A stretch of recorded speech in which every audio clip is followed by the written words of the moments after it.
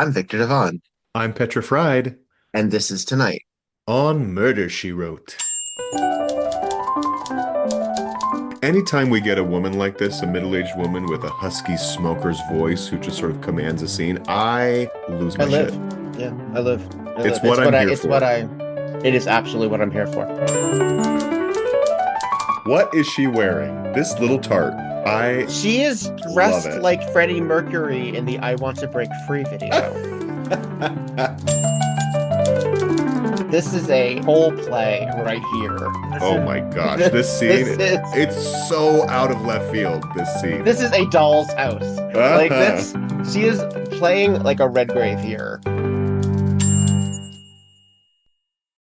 One, a two, a three. Tonight on Murder, She Wrote. Such an unhappy woman. But when the Ooh, trouble's in the spicy. bedroom, She was so lonely.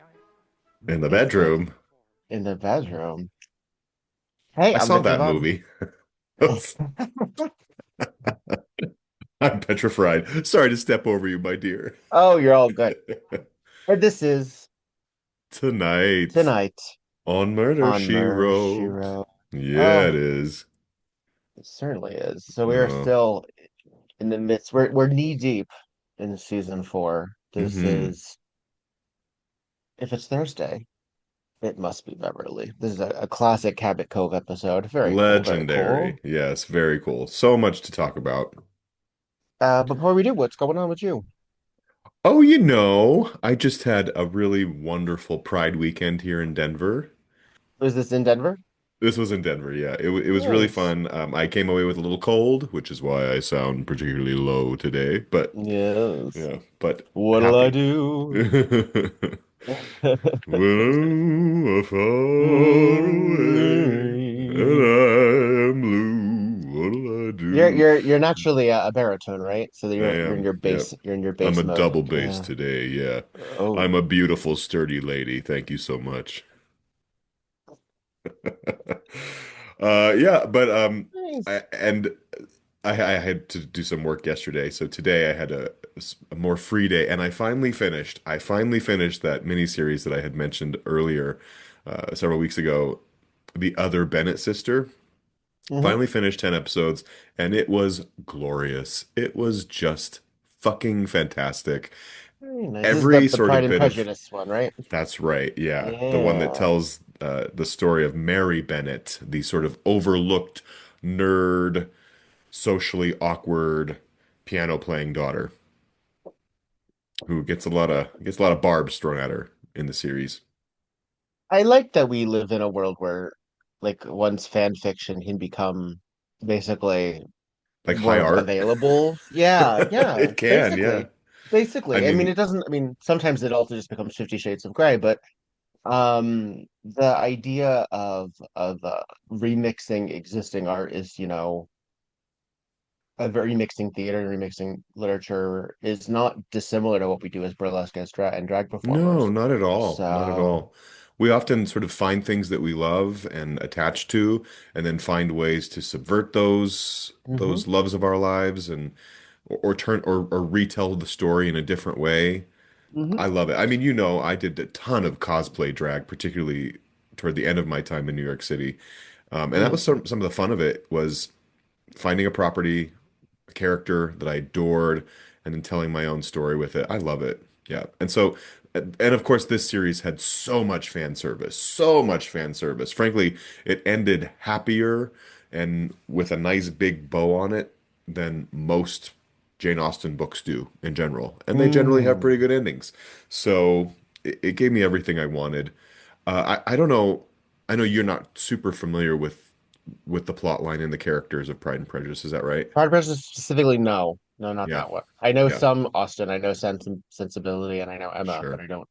For some reason Pride Right. and Prejudice never, I don't know, It's never interesting. It's kind of like the grabbed me. go-to. It's like the good entry point for Jane I Austen think work.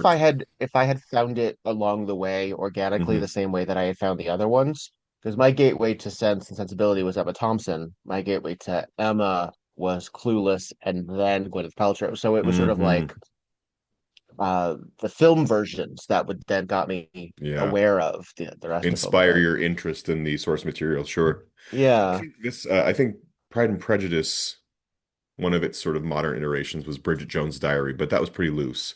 So you'll see a okay, few similarities and a few parallels, but not quite right, as Darcy, directly as right, something right, like right, Emma. Yeah. right. That makes Hmm. sense. That makes sense. Well, that's Exactly. another way. That's another sort of. We love an adaptation. We love Oh yeah. an idea of that. And every once in a while, I'll see criticism of like, oh, Hollywood has run out of ideas. Hollywood has never had ideas. Like this is the, No. it's never.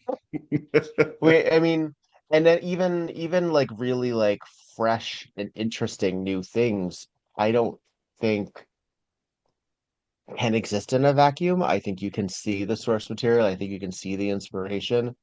Um, I find it really fascinating when you watch something that's by an artist or listen to music by an artist, and then you find out what their favorites of things are, and it's like, where Hmm. did that come from? Like, Yeah. Yeah. really? Like I find that really, really interesting It's because then fun. you It's like you get cool. sort of yeah, yeah. And Stuff. the things people love, they're so revealing, right? They reveal so much about who people actually are versus what our image of them is. It's this true. And actually that's a good segue into to saying that you make an appearance back on the We Burlesque podcast I with did, yes. the movies that made we, which finally came out. Hmm. It was so delayed for many reasons, not the least of which is that I had intentions of having a co-collaborator, um, Lucky Charming, who is no longer with us. Mm, And then I just couldn't get into it. I just couldn't get into it yeah, again. And then finally I was able to do two sessions with the musicals edition.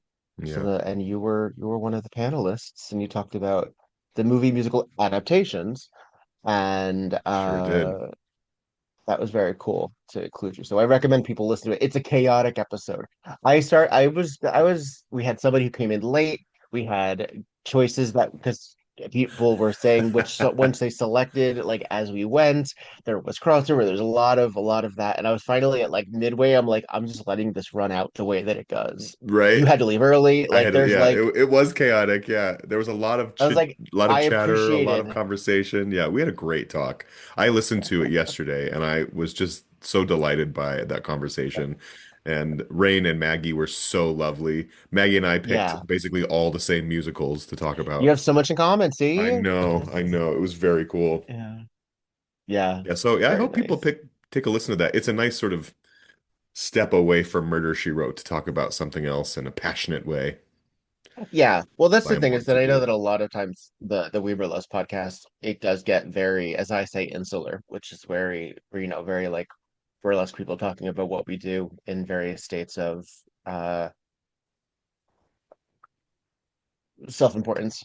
But Yes, right. I mean, let's you be know, honest. We're all a little self-important. Yeah. yeah.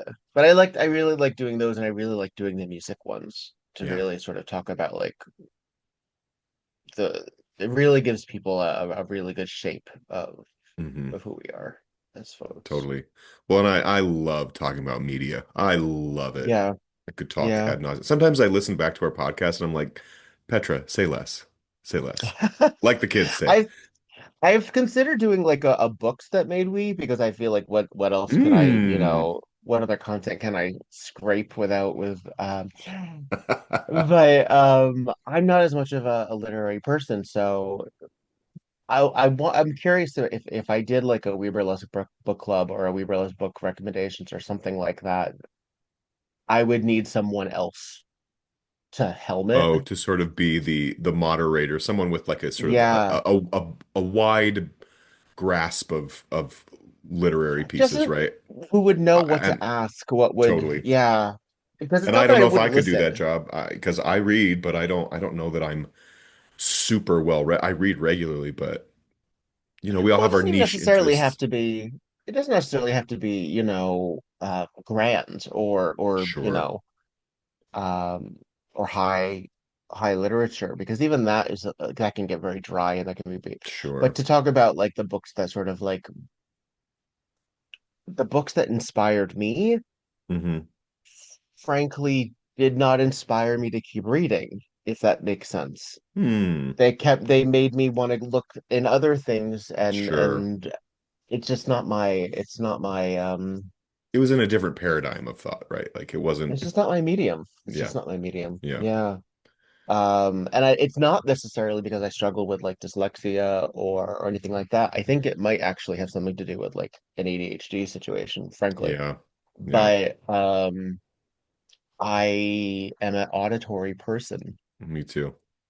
Well, I was never diagnosed, but I recognize now as an adult that I dealt with dyslexia as a child. And I have a father Yeah. who also had some sort of learning disability like dyslexia growing up too, always undiagnosed, right? And was Hmm. told as a young person that he was stupid, basically. And Mm-hmm. thank God educational systems have upgraded since that time. But even now, looking back, I can remember reading and not taking in words, even though I was capable of reading the word. So, and I didn't really Yeah. Well, understand, yeah, I didn't understand reading until I started writing more, if I'm honest. That's what sort of sure. made, sort of bridged the gap in my brain to understanding text and comprehending and making meaning. Was making Right. my own meaning in writing. So And it I also love funny to thing write too. because yeah, go ahead. I do love to write too, but it also is a struggle for me to like just fucking do it. And I get ideas more often, and I get like Yeah, flashes of thought, and I'm like, I I don't know. It is different. It is yeah. difficult. You know Yeah. those like sort of tropes of writers who have like recorders at their side and they're like idea, blah blah Yeah. blah blah blah. Hmm. You know, we laugh at that, right? But in the past year or two, I have thought to myself like, I actually don't hate that. I have lots of ideas I and I would just never never record them and listen they're to just it. gone. There would be so I many. have I have about 45 emails from myself to myself with phrases in them. Yes, yes. They are My all draft in box. my no, they're actually sent to me, so they show up in my Uh-huh. inbox. So I actually send it. And I have notes too. I do take notes Yeah. on my phone every now and then.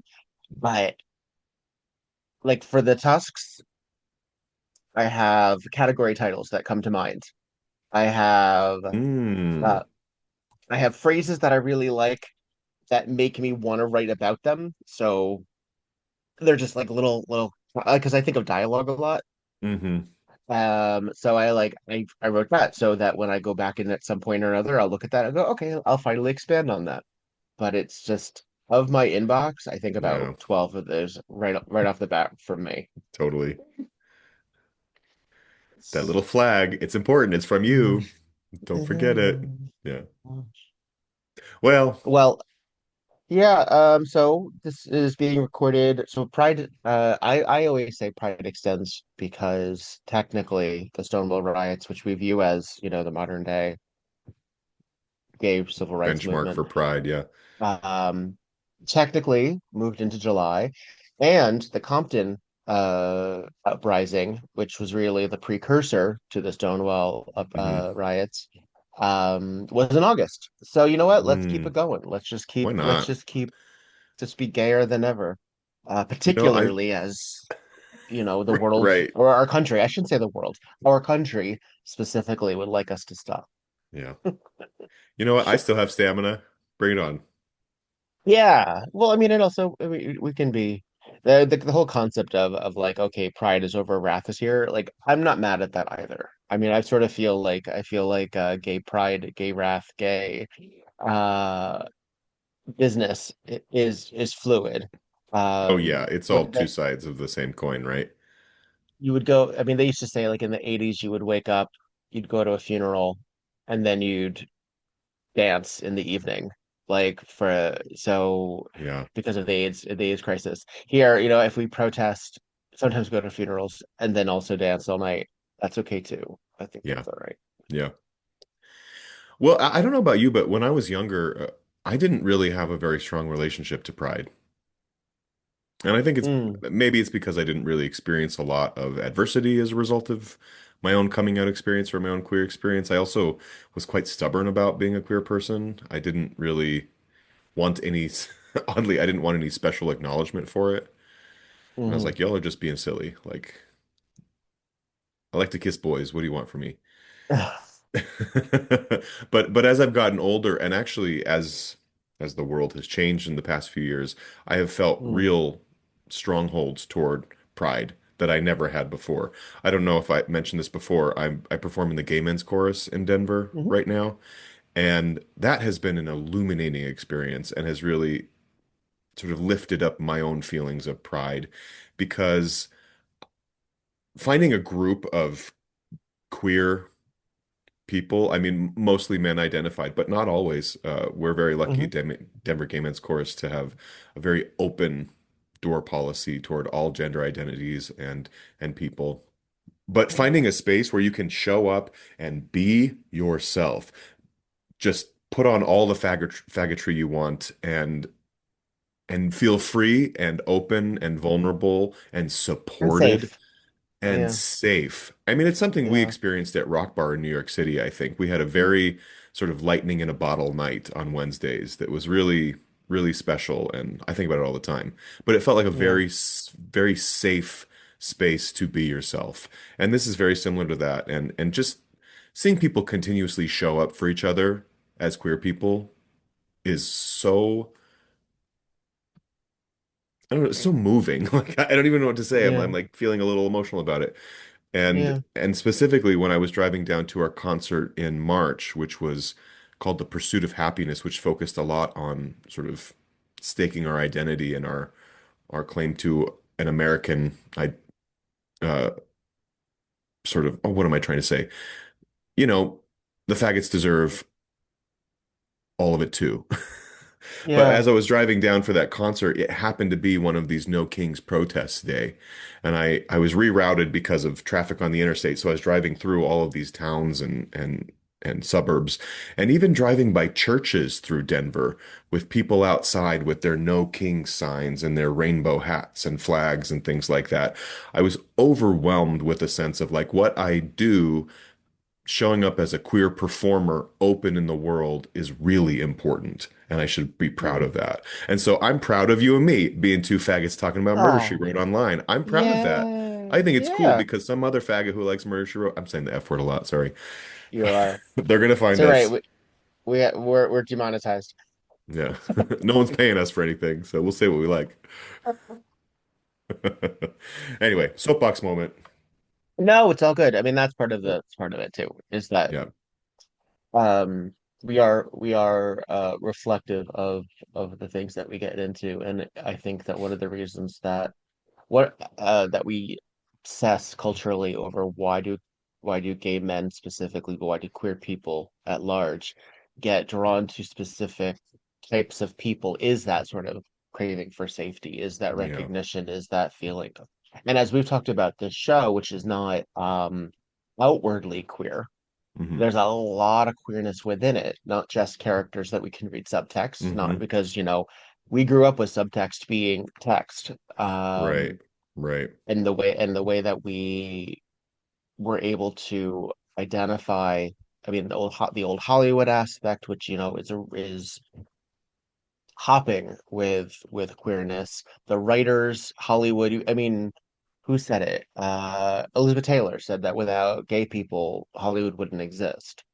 And Right. this is really true, is that a lot of media is run by marginalized people, whether it's the Jewish community, whether it's queer community, whether it's women finally Hmm. finding voices in mediums. The first Hmm. science fiction writer was a woman, Mary Shelley.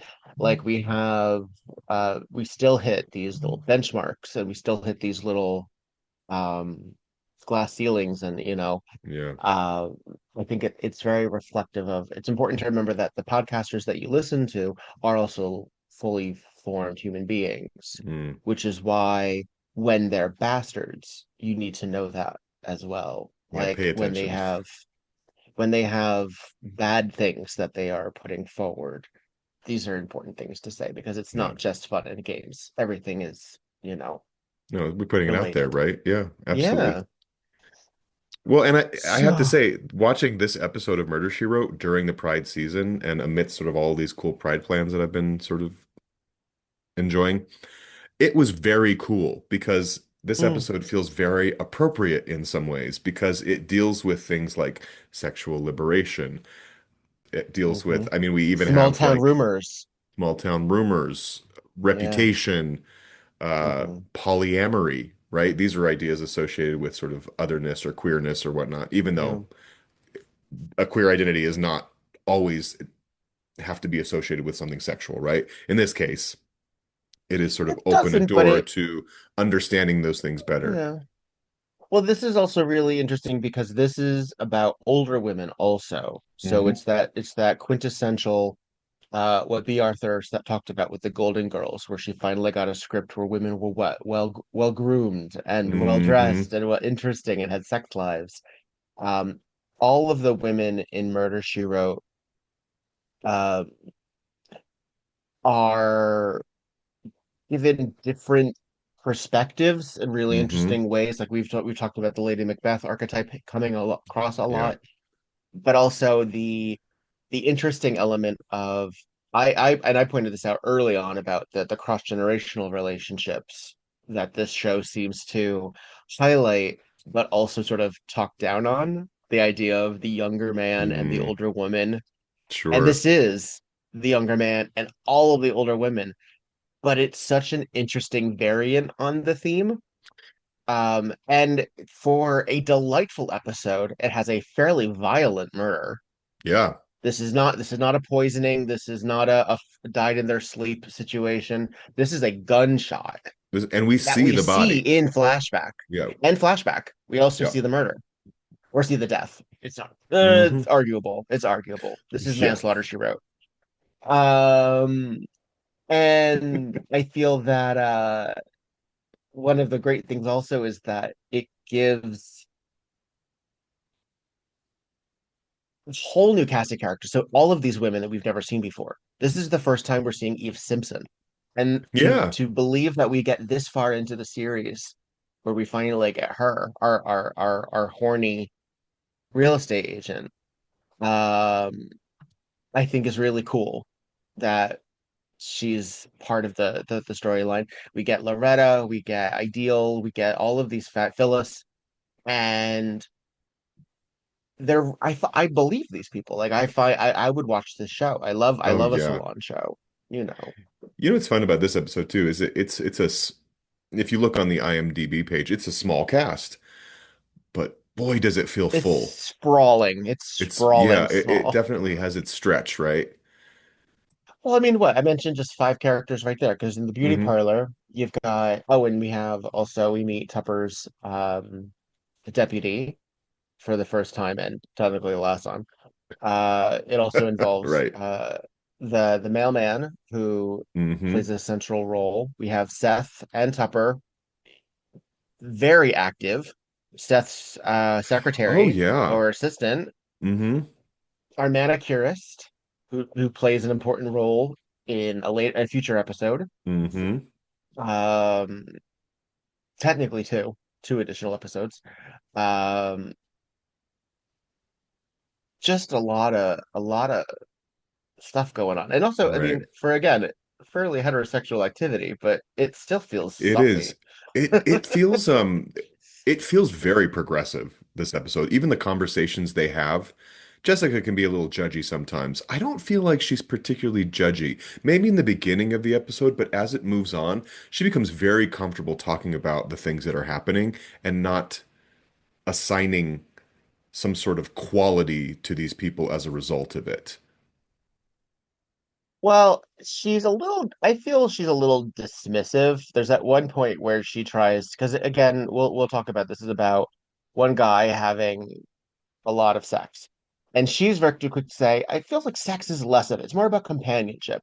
And initially I didn't love that take. I Hmm. felt that took away some of the sex aspect of it. But you know Sure. what?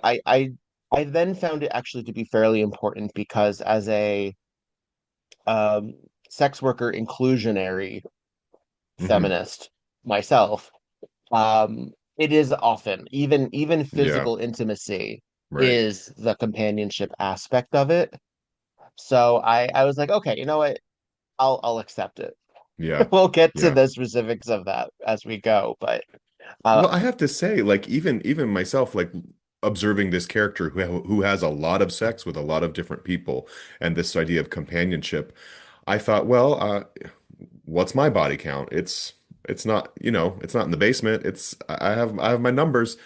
But when I think about my own sex life and my own sexual proclivities, I do think about connection being one of the primary reasons I seek out physical companionship with other people. I feel mhm. like, how much do I want to tell about myself right now? Uh, I've often thought of myself as more of like a pansexual, demisexual.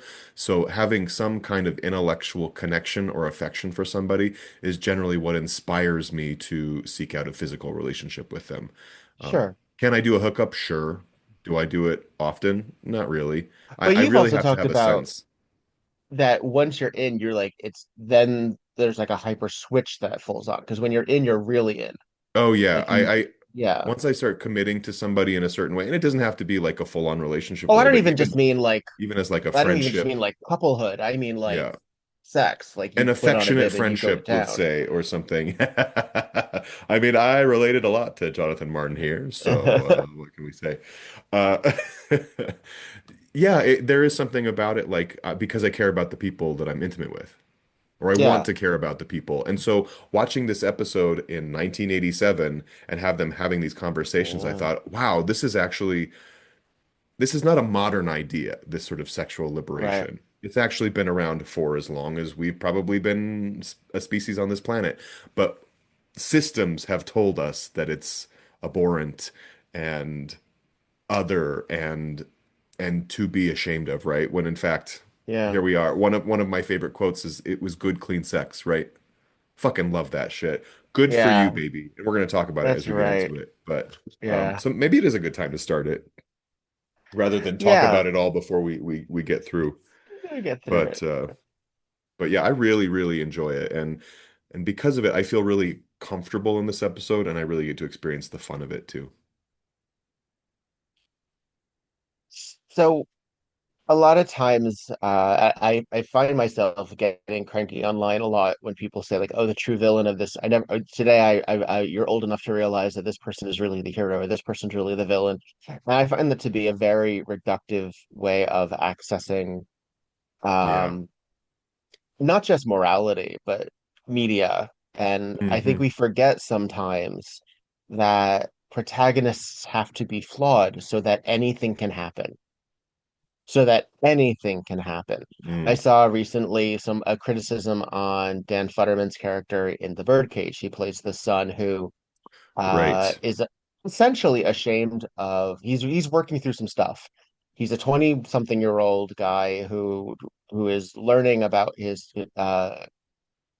parents his father and his stepfather's gayness and how to Hmm. work with that in a mid 90s perspective while marrying a conservative family member a member of a member of a conservative family, and it was like he's the true villain. I'm like, he's the reason things happen. Like, Hmm. okay, do we have to suggest that? And he learned something.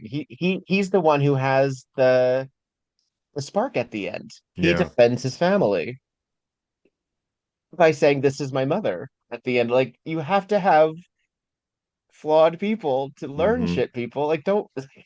I think a lot of time also that's because people are afraid to admit that that's them too. That's themselves. I mean, it's everything's a mirror, right? Anything that provokes you is telling you something about yourself. Yes, Yeah. yes. You're projecting people. Hmm. Um, but I mean, and that also to be said, Jessica is frequently how the writers are judgy. But here, I feel like even though this is essentially a man who is having multiple extramarital relationships, Hmm. and not just like sex, also relationships, if he's Uh-huh. actually in fact seeing them on a regular basis, um, it's sort of secondary. That we don't even really judge the fact that it's almost acceptable that he's cheating on his wife because she's No, such a bitch. yeah. And It's so everybody odd. frames him as such It's a an gentle, loving, odd. wonderful guy, right? So he can be really flawed and make choices that are ethically not great, Right. right?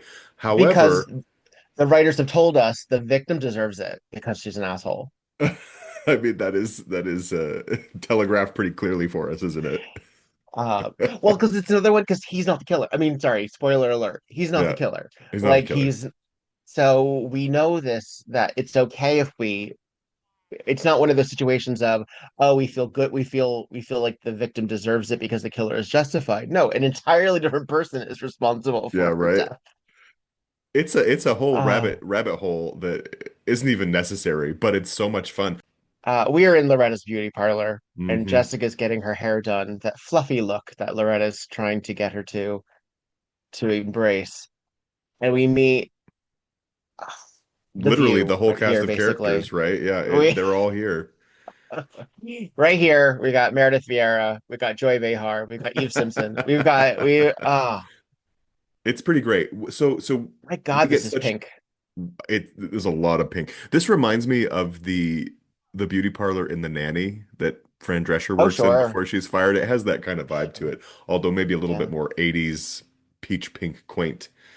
Even Blush and even bashful. the frocks that they're all wearing are pink. It is overwhelmingly dusty pink in here. But we get Yeah. such clear characterizations from each of our ladies, right? They all say a few lines, but it just narrows right in on who they are and what they're doing here. We Eve meet, let's Simpson, see, Eve Simpson. our realtor, who immediately tries to get Phyllis to talk about her tickets to France. Hmm. And she says it in such a way to let us know, oh, Eve is saying that because she wants everyone in the room to know. And that's her way of Yes. introducing the topic. I'm She's a going to showwoman. France. She is a showwoman, and she has a lot of spunk to her, Eve Simpson. So She's she's not a bad already person. She's a just very horny all cool the time. person. Relatable Even like content. the Harridan, who will eventually meet as Mrs. Martin. Hmm. Do you notice here while she's sitting, she has her feet out of her shoes while she's getting her hair Hmm. done? I just love Hmm. that little It detail. feels I just love real. the I'm not wearing and these ugly, and she's uncomfortable not getting shoes while I'm her under her this. feet. Yeah, Eve is getting her feet done, yeah. but she just has her stockings on, and she's She's just fully in like, her "Why hose, would right? you?" Yeah. Full, we are fully in our hose. Let's see, we met Ideal Malloy, played by Kathryn Grayson, who's so The charming in great this. Kathryn Grayson, Oh my who I will gosh. always kiss me, Kate. Ah, what a Yes, genius! yes. So good. She has such a lovely, warm quality about her in this. She's the fun one. Yeah, She's the fun one in the group, right? she's also kind of the Rose. She takes things Very very that. literally. Hmm. There's a scene coming up where somebody says, with his badge, because she assumes like she doesn't understand Yeah. nuance.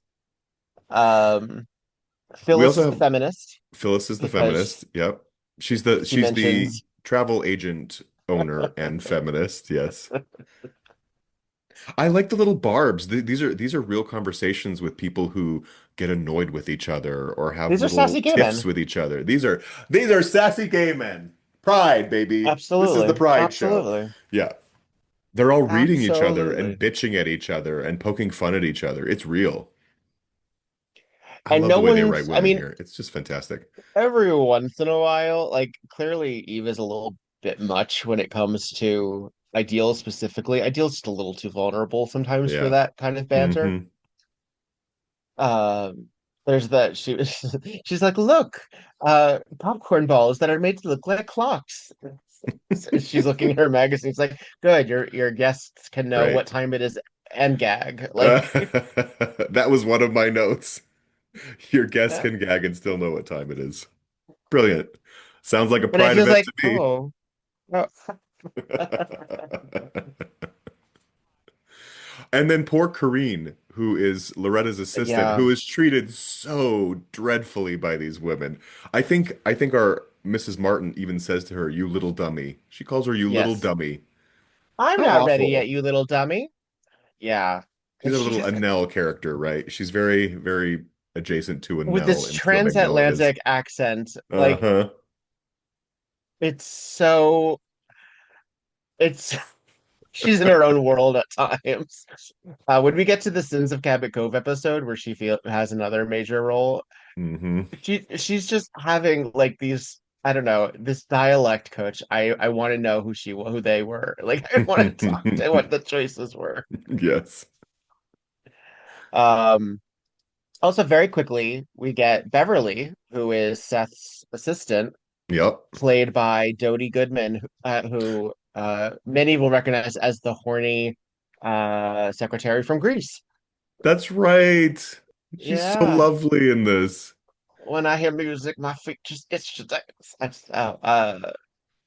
She's Do you know, I know this is crazy, but do you know where I actually recognized her from uh, before that was her voice because she was in the Chipmunk Adventure, the Alvin and the Chipmunks movie. Yeah, she plays Mrs. Miller, who I think is the babysitter. that And makes so sense. She has she's that kind of always on the voice. phone. Yeah, it's very sweet. I don't know. I watched that Mm. as a kid a lot, and so I heard her voice and just immediately warmed up. Yeah. She's going into the beauty parlor as Jessica's leaving. Jessica Mhm. looks made up. Her lips are done. It's not quite warm. It's on the cooler side of things, her makeup Yeah, today. yeah. It's light. But it's daytime. And She looks nice. She looks nice. Well, and we have to also point out that there was a clear distinction in that opening sequence in the parlor, right? Everybody was gossiping, barbing back and forth. Jessica was kind of the odd woman out, right? She was the one who was sort of paying observing. attention, but not necessarily participating in the same way. It almost seems like this kind of behavior is a little common to Jessica, right? She doesn't want to hear Loretta talk about when somebody has problems in the bedroom, right? She nips that conversation in the butt and gets out of that door because she doesn't want to debase herself to talk about these salacious things, right? Yeah, it's familiar. And that's a very good world building because it Hmm. has to also allow her, like, oh, this is Hmm. just in another 4 weeks, she'll be back in this She's like, room oh, this for is the what same this is stories again. here. I may not have anything to say, but this is what's happening. Yeah, it's And it's she's a little important too, prudish, but you because know, she's listening to the goings on and who shows up at the salon, but the postal worker the mailman. who is offering everyone lottery tickets for that New Yeah. Hampshire lottery. This is that special New Hampshire lottery $2 million, that baby. so George pre-buys all of the tickets and then resells them essentially, Yeah, which I distributes to don't the know the ladies. legality of that. Yeah, I don't know that it is Uh, legal. but Certainly not these days. the important the key to it all exists in the first 4.5 minutes because when he's handing off the lottery tickets, several of them acknowledge which number they received. Hmm. Oh, this one And ends in that's an 30. That important, must be my age. Ha ha ha ha yeah, ha. Cute little chickens. exactly. I guess Yeah, all the lottery tickets are $1 each because a Loretta dollar buys each. 10 of them Hmm. with her $10 bill. Because she won $10 in the last round. That's as much I as actually yeah. love that little moment because George the mailman is like, "You want any tickets, Loretta?" And she's like, "No, I'm gonna stop while I'm ahead." And then he's like, "Here are your bills." And she's like, "Fuck it. Here's my 10." This is a I love her. It's so real too. It's so it real. is. I think the lottery premise is a really brilliant idea because it's like a fantasy that we all have thought about, right? Like, what would I do if I won that $2 million lotto? Do you remember the Lotto?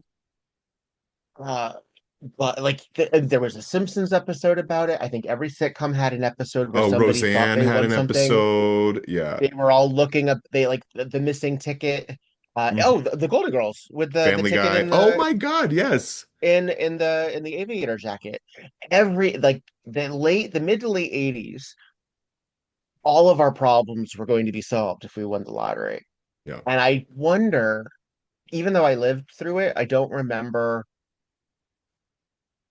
why it became destination television to watch on the news the Right. lotto numbers. Do you remember the That bubble it machine? was the news. It was a huge component of culture. Like Yes, that we was watched it. everyone be quiet. He's doing the numbers. Like Right. what was going on? And all your Where hopes that, and dreams are dashed in 90 seconds, right? And you're like, that yeah, fucker didn't pull my numbers. Jesus. Yeah. I remember this. It yeah. wasn't Lotto like was look it up online. You gotta huge. tune in when they pull those numbers so that you can go, Eureka, I'm a winner. And now we Pay have dirt. what? Kalshi is the cereal. It's the app where And you can quote trade anything. It's betting. It's all gambling. yeah, And to me, that's so depressing because I think it actually is predatory. But because it's sure. pretend that you're trading. No, Yeah. we're in late stage capitalism. The world is falling apart. Try to bet all your money on red on these Right. real life situations because we've run out of things to bet on. Like Yeah. it's oy, oy. Alas. Um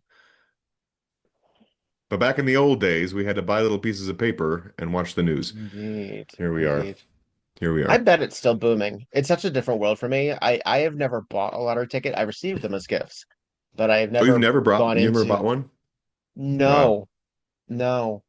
Um like I've never even bought like a scratcher. It's Oh, just I'd wow. rather have the cash. I'd rather have the cash. Like I'm not I've gone to casinos. Sure. Uh but I've always been afraid of losing. So I'll Yeah. spend a couple of bucks at the slot machine. I've never been like a blackjack player or anything like that, but I'll do No. like the nickel slots. And to me, losing feels so bad in that regard, where I'm like, I don't want to keep doing this. Well, and it's also what happens most to all of the time, right? So like, Yeah, yeah, why put yourself through that if you're really not cut out for it? yeah. It's just not. It's not a high for me. And for a Yeah. lot of folks, it's a high.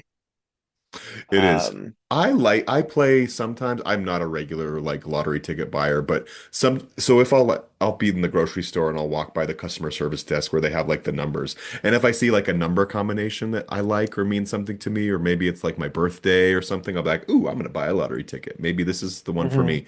But I don't do it regularly, and it is sort of like fun. I mean, the thing is, I don't drink like coffee. I don't have many vices. I don't like go to Starbucks, things like that. So I'm like, I can buy a lottery ticket from time to time. No, I But mean, I it is could. just I sort of mean, like, it's an exercise in fantasy for me more than anything else, right? yeah. And unfortunately, you do have to play to win. You do. So like that's That's sort how it of works, right? And um somebody yeah, wins. So people win, they but do. Yeah. And I remember like there was even sort of like a requirement to say, oh well, the government gets half of it or the government gets 40% yeah, of it. It's hardly worth it to play at all. Um so you better wish for $2 million if you want your $1 million. that's right. Like that's just so like, oh yeah, what a problem to have. Like What a I problem guess. to have. Well, it's funny you mentioned the 80s, and I wonder if it's because the 70s were a pretty economically difficult time in the United States in particular. And when the 80s sort of arrived, the ideas of opulence and shows like Lifestyles of the Rich and Famous, right? Where we're sort of told Dynasty. Dynasty, Yeah, Dallas, money is key to living a right. fabulous life, right? And so I think that sort of infected our The whole Paris is collective burning concept consciousness, of right? Yeah, opulence. Yeah. yeah, Yeah. Well, and also, I mean, what that really was also is a huge exposure of wage disparity and yes. class struggle. So the rich were very rich, the poor were very poor. Hmm. And the way to show that you were not poor was to flaunt it. Yeah. And We're at a what point better right way? now where, yeah, well, we're at a point right now where it actually is once again gauche to really flaunt your wealth. Hmm. Um, back in like they're talking about celebrities being out of touch or being tone deaf or not understanding, Yeah. when's the time to mention it. Because now we have billionaires at a higher rate than we've ever had before. Uh, but every once in a while, Yay. every once in a while, this is our way of getting, see, you too can live the dream. Hmm. Um, so the Martins, let's get into Let's talk about their the element Martins. because we are in the kitchen our Well, our Mr. Mrs. Martin came to Martin, the what's Jonathan Martin, Deputy Jonathan Jonathan. Martin came to the salon to pick up his wife Audrey Martin, and they had a pretty rough relationship right off the bat. I mean, again, this episode is so quick in telling us who these people are, right? Because he says, "I'm over here," and she says, "Why didn't you come over there to pick me up? I don't want to go in there." Which, knowing what we know now, we can see why he He doesn't doesn't want to want to go see into all that these hen women. house. Yes, but then he says, like, "I thought we'd go get some ice cream or something," and she's like, "Oh, you want me to be Oh, fat you, too?" yeah, yeah, I mean, we know these relationships, right? We see these people who talk to each other in these very sad ways. yeah. And it's very clear who they are. And then this scene in the kitchen that you Oh, just it's so brought up. we're gonna because we're gonna have to listen to at least some of it Yeah. because Antoinette Bauer as our Audrey Martin is a isn't a delicate balance. This is Hmm. a whole play right here. This Oh is my gosh. This this scene, is it's wild. It's so out of left field, this scene. this is a doll's house. Like Uh-huh. this is so she is playing like a Redgrave here, drunk on half a glass of wine, might I add. Although who knows how many she's already had, how many bottles she's already Yeah, I been think through. she's in. She's rumpled. She's already disheveled after being at the beauty salon. It's Yeah, it didn't look like it took, did it? maybe 2 hours after Right. he picked her up. Yeah. He's back. He's coming back. She's put her lottery ticket up on the pin board and took the old one down, which already And put it in a tells little us that box. Yep. that's what she does. Hmm. Um, for the losers lottery. Which is I didn't know at the time, but is a concept where you can if you lose, you can might still win if you Right. You hold an on to that uncalled ticket number, and an play. Yeah. uncalled number. Right. Uh, and he comes home and we'd have this exchange, which we have to listen to at least. I Let's mean, do it it. goes on a little bit, but there are many things I say in this show that the husband and I quote on a regular basis. But I have to say that snapping and going to the Macumbo, high on that list. High on that list. Bring it Ah, on. Give it to me, Audrey. How'd we do this week? How did we do? We did lousy as usual. We get another chance at the end of the year. Oh, yeah, sure. Losers lottery, story of my life. What's this for dinner? Looks I don't know. Don't have the faintest idea, as a matter of fact. What are you? What?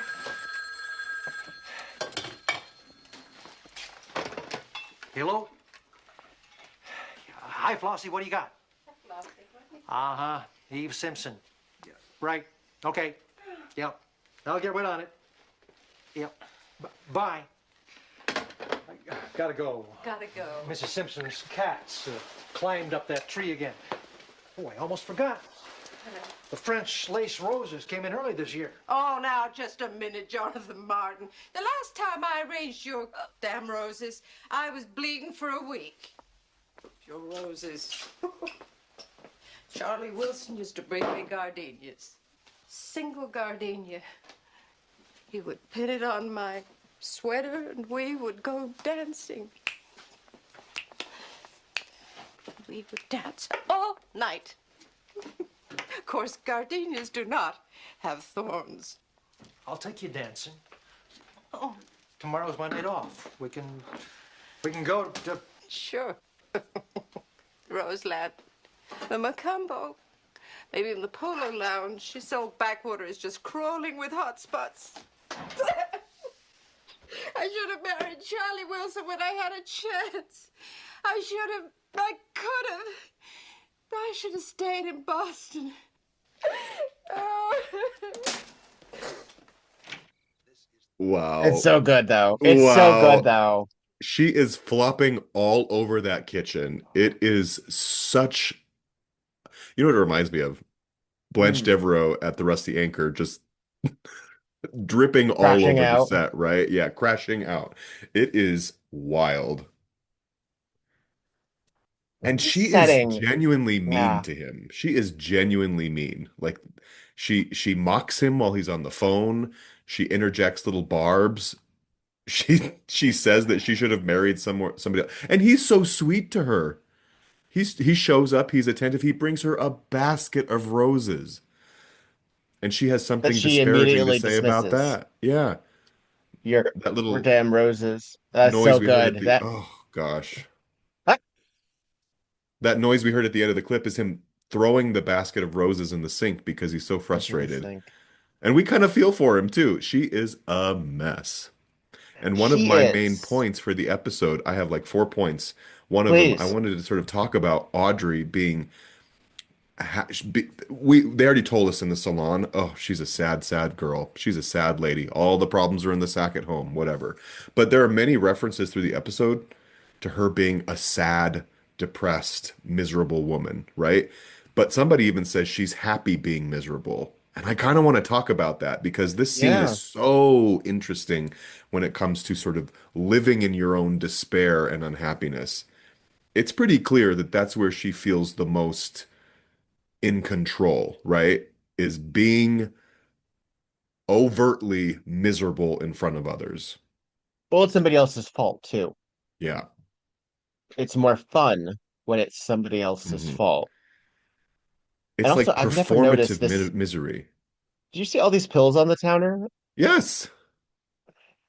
I've never noticed that before. Oh, you But haven't? Yeah. no, I don't know. I'm too busy Bottles and with her bottles. comboing. Um, but also to that end, so we also see that the bottle of wine that she refills, she doesn't even know what she made for dinner. She just put something in a pot and she's now so drunk where she does not even remember what she did 20 minutes ago. Crazy. But so this is our our victim, by the way. So when Audrey is found dead, they mention that she could have taken pills, and she certainly has several. Lots And of there was options here. there's no minimum of them. But there are certain depressed people, particularly those who are comfortable to the point of more how they maneuver through their depression is by Uh-huh. making it visible and audible. If they die, if they commit suicide, if they do something like that, they can no longer be the center of attention. It's not True. necessarily narcissism, but it's something. It is a And self-involvement, and I mean, all I can think of like being in a drag or burlesque dressing room, and there's always like one person who comes in, and you know that you have to sort of deal with energy, right?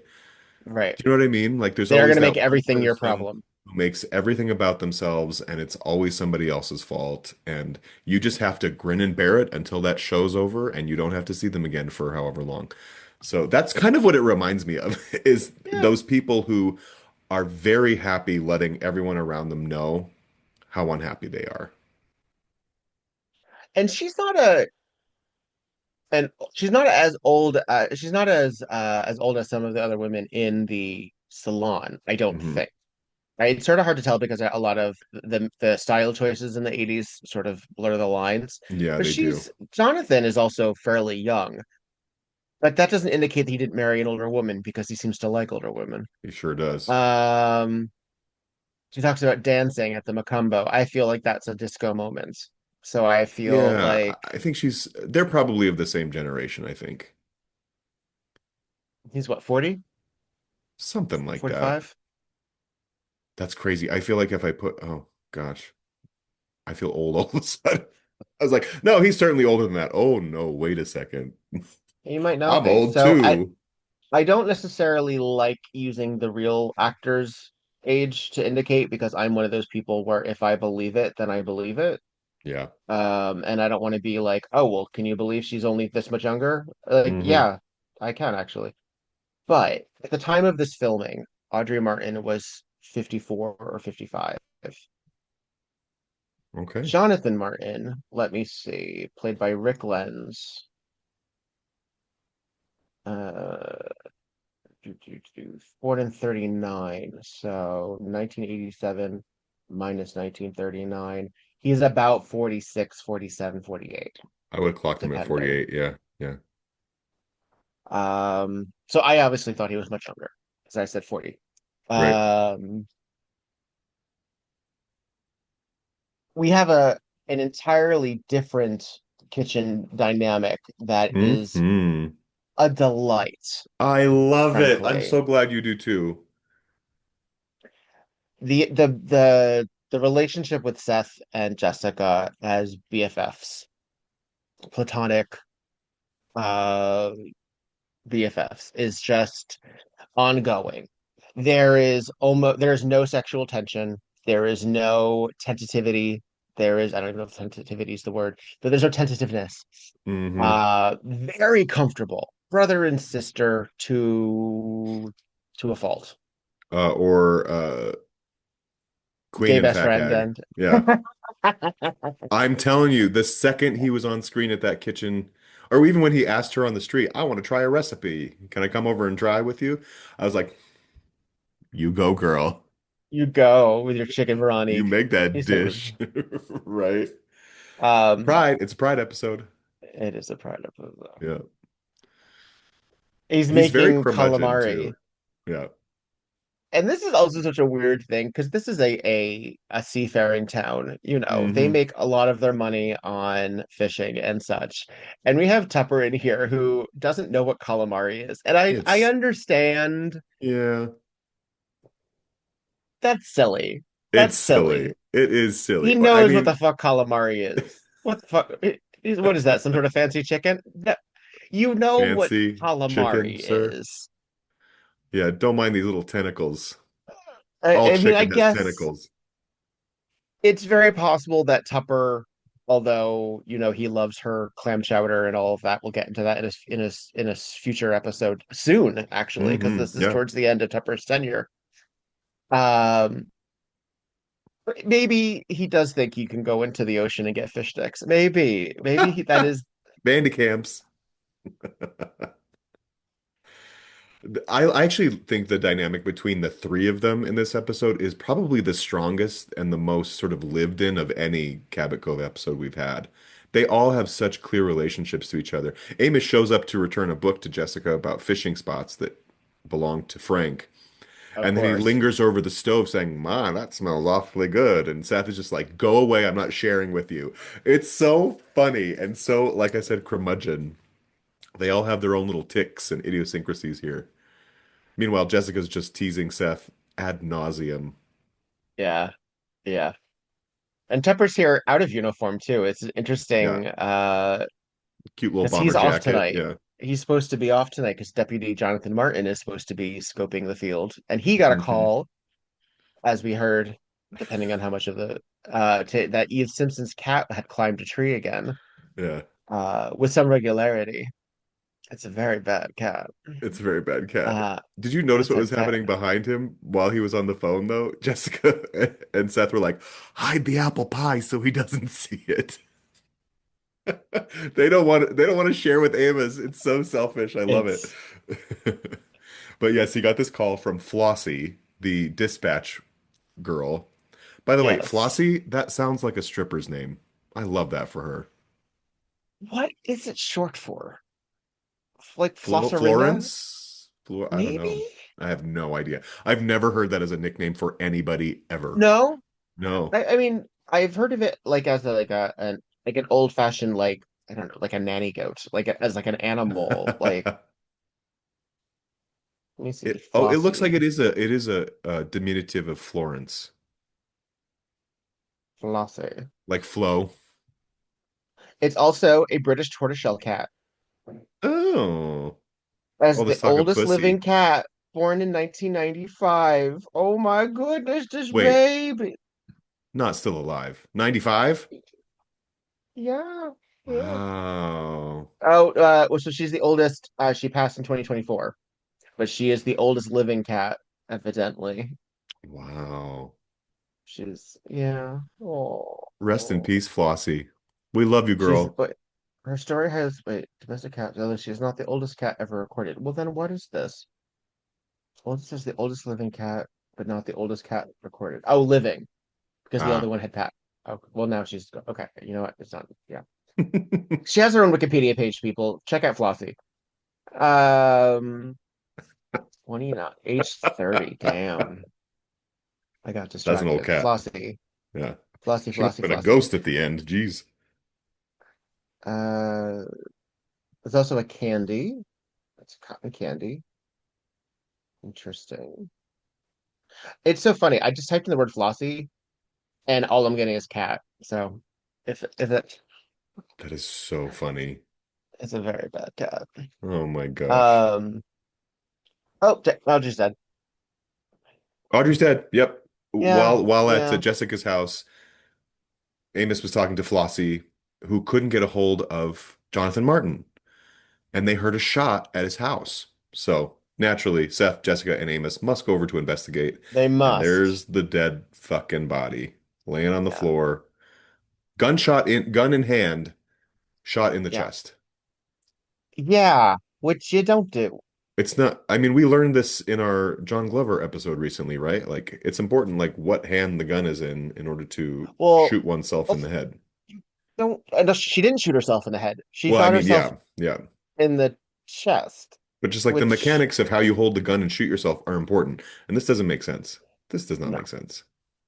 This is like a great way to not do the job on the first try, right? Like, this yes. is not a sure deal. And Jessica points out immediately that no pictures of family or friends, just expired coupons clipped to the wall. An old shopping Um, list. What a sad life. what a sad life. Meanwhile, she's not the only one who is responsible of sprucing up the household. Honestly. If you walked into this home that I share with my husband, yes, there are choices that I have clearly made, and there are choices that he has clearly made, and there are choices that we have made together. The idea that, oh, she must be so sad because there's nothing in the house. Like, there's another person living there who is You know what? Maybe they're minimalists, okay? Fuck you, Jessica. not everyone has all of their old pictures lined up. Um, They so yes, we do get they show the her body a lot, by the way. they They go do. back to it a They lot, which we do. don't see very often. And that last shot in particular, that sequence of shots, Amos is on the floor and he sort of rises above the table with the medicine bottles next to his head, and then we Yes. shoot to a very sort of uncomfortable angle of her dead body, sort of Right. looking from her chest up to her face. I just thought that was really beautifully filmed. This whole sequence is really beautifully filmed and And laid out. Jonathan cradles her dead body in his chest Yeah. when he And I finds her. believe him. I believe him. Yeah. Back, like dick still wet, and he's back Honestly, he still seeing smells his like he's been stupping Eve. and yeah. Oh, and the sharp contrast of light and shadow here is also really beautiful. There are so many reasons this is such a good episode. There are so Oh, many reasons. it's exquisite. It's Yeah. exquisite. Um, so we find out that Audrey's found dead. The question is who, but it's Jonathan's spare Spare gun gun. that he Yeah. kept at the house Yeah. that is in her hand. So somebody didn't come in and shoot her with a outside gun. She was shot with a gun that was already in the house. Right. Um, and immediately Jessica's sitting with him, basically interrogating, gently Hmm. interrogating by saying like, did she always leave the door unlocked? What was her behavior like? Did she seem depressed? And Jessica saw her hours earlier Hmm. at at the salon where she was being cranky. Hmm. So I don't know, man. I don't know. She's on to something.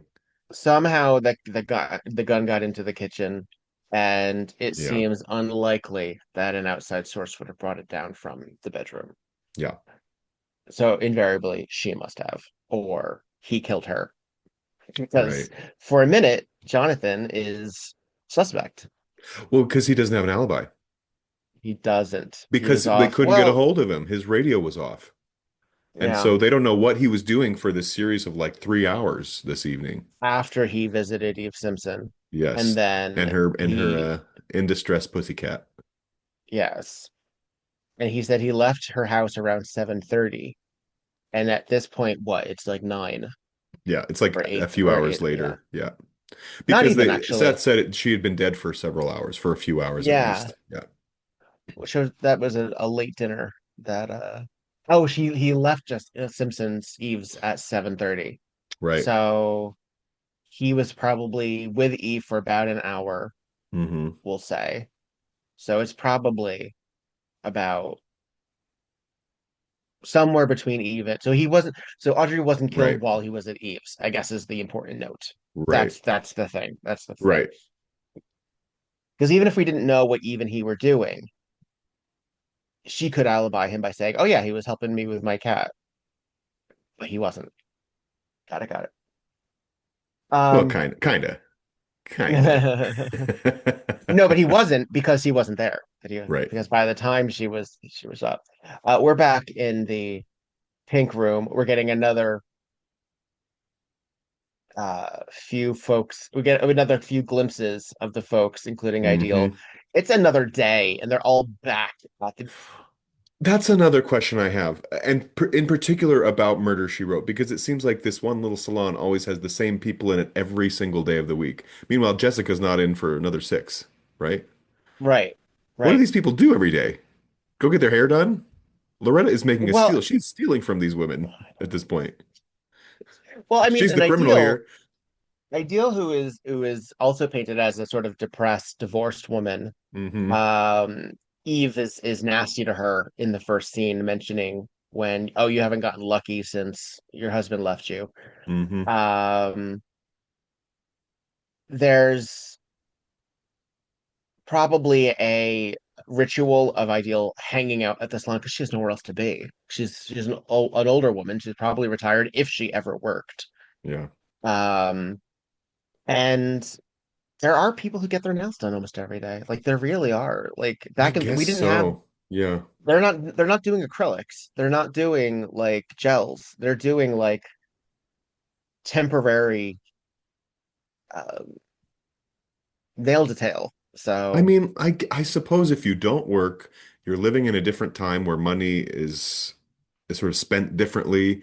You don't have any kids at the house, and basically what you're responsible for is just like keeping things tidy and putting dinner on the table at night, which seems like a lot of these women are in that boat.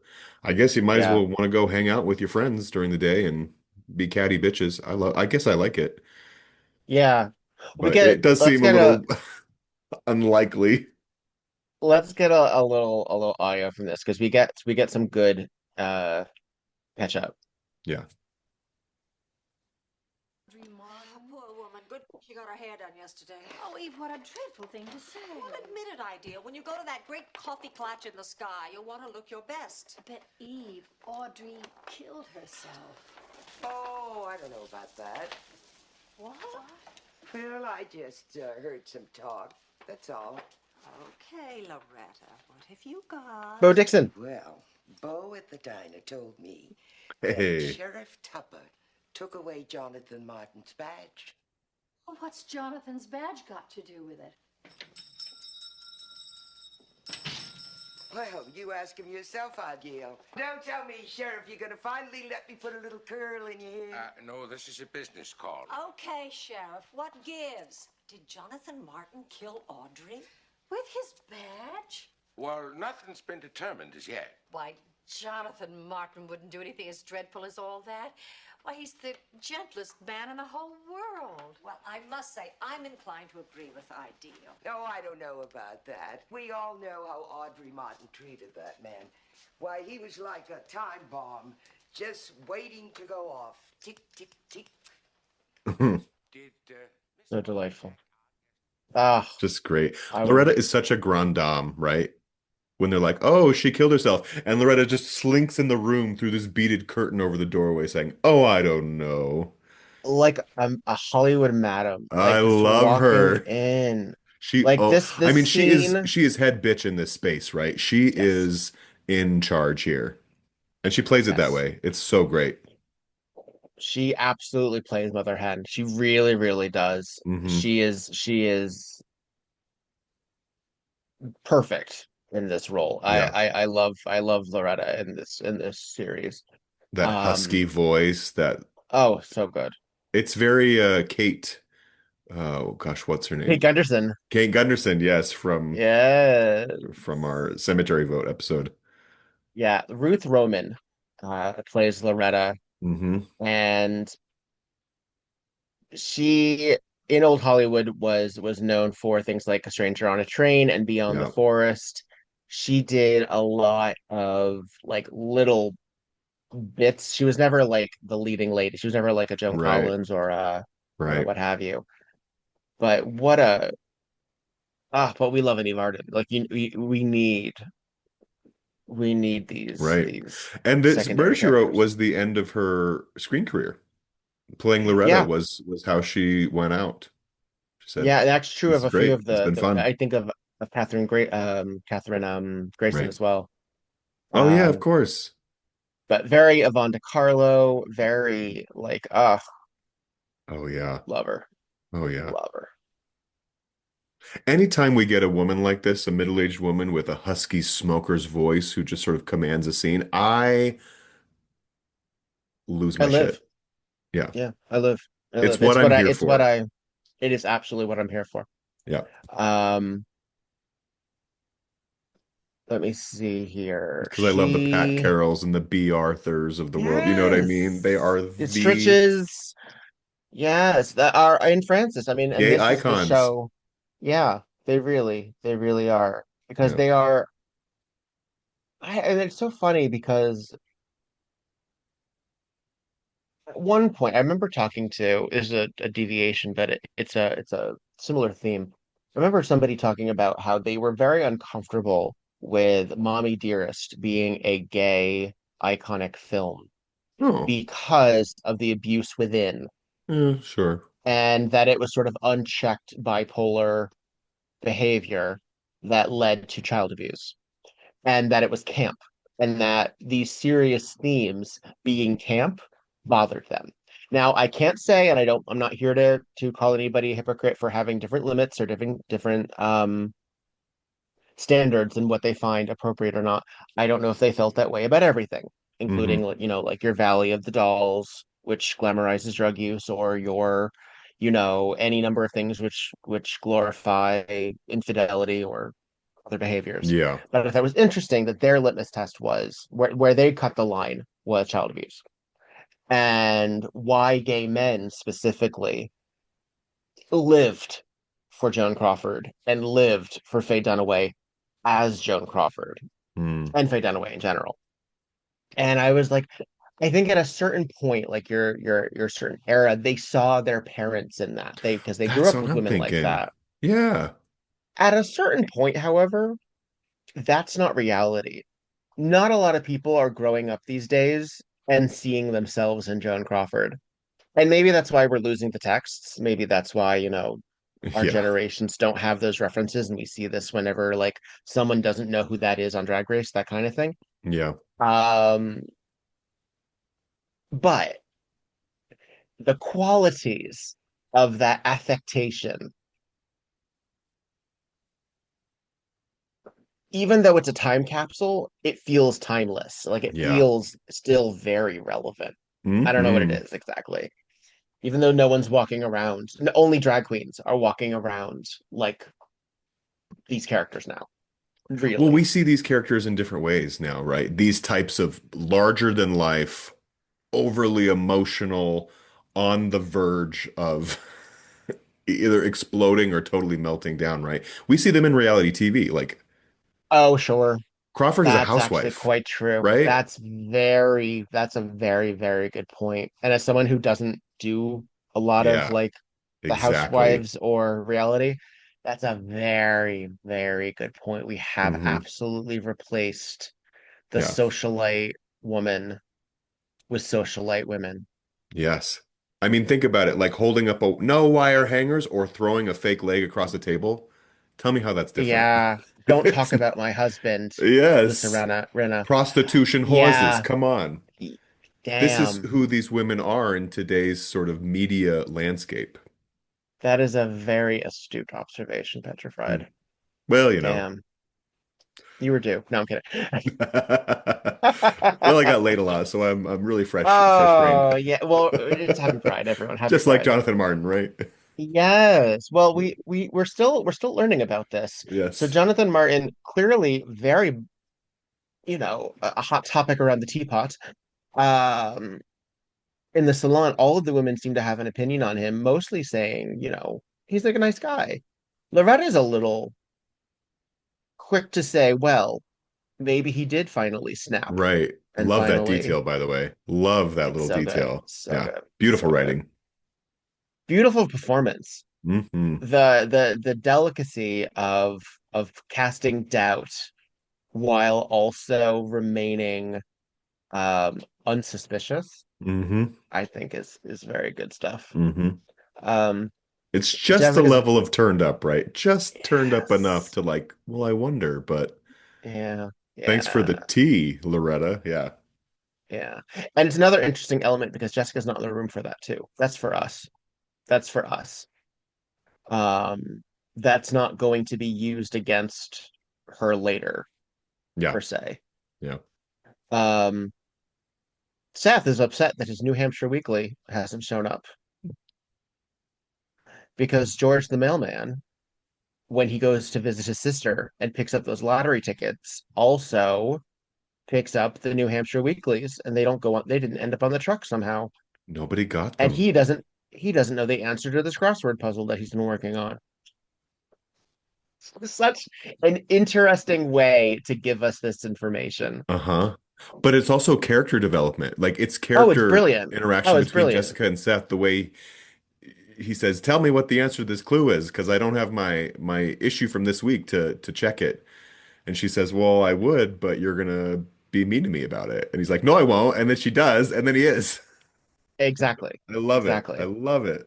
As if she's the one who made the crossword. I And know. so I it tells know. us everything we need to know about their relationship. Uh, I just gotta yeah. believe he's gay because I don't believe if a straight man spoke to her this way, she would accept it. I don't think she would put up with it again and again from him. Because she doesn't put up Well, with that shit from Amos. there's a certain and not to suggest that asexuality requires you to not also requires you to be inherently straight because Sure. yeah. Yeah. But there's a certain aromanticism Hmm. that he seems to indulge in because even when he has his moments of what we could view as flirtation with other women, Uh-huh. it's really more about him getting flustered about the prospect Yes. of being with those other women rather than him being flustered by his attraction to them. Yeah. We'll see this in the episode with Tupper's sister coming up. There's a certain sexuality is kind of makes him uncomfortable. And that's not just a Yes. generational thing. It's not just a generational thing. Do we Um, ever know if do we ever hear him talk about like, oh, a my wife. late I don't recall that we do. I believe he is a what we used to call a confirmed bachelor. See, in my Um, fantasy world, they behind the scenes they knew exactly what they were doing.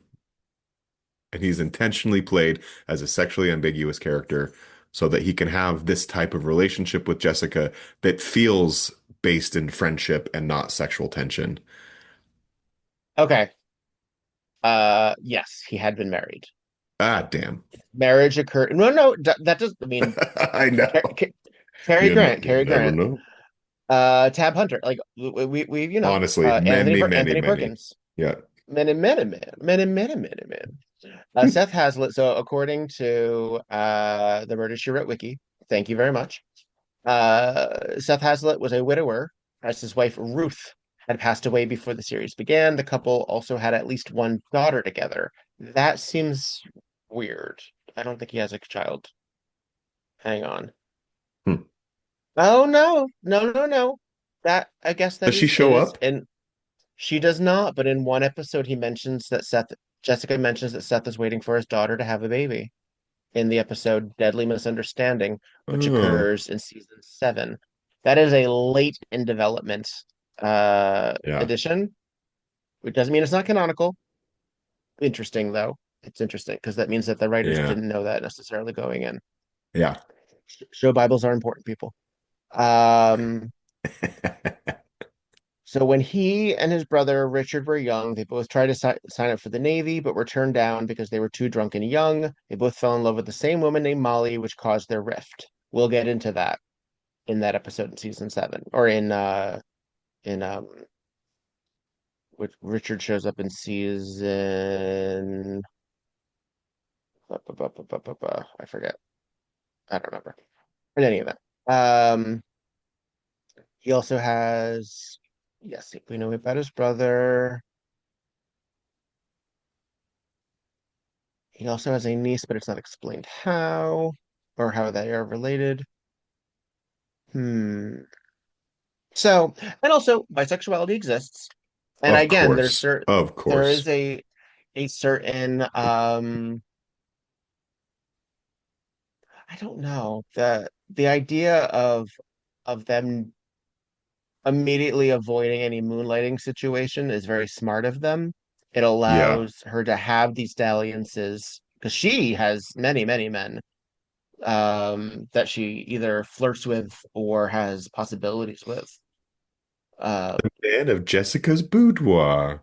I mean, Yeah. she not just all Preston Giles either. There's besides Haggerty, we also have some flirtation with our Russian uh Major mob boss, Karzov. essentially. Yes, your favorite. Yeah, I love Uh, Major. Oh my I gosh. know.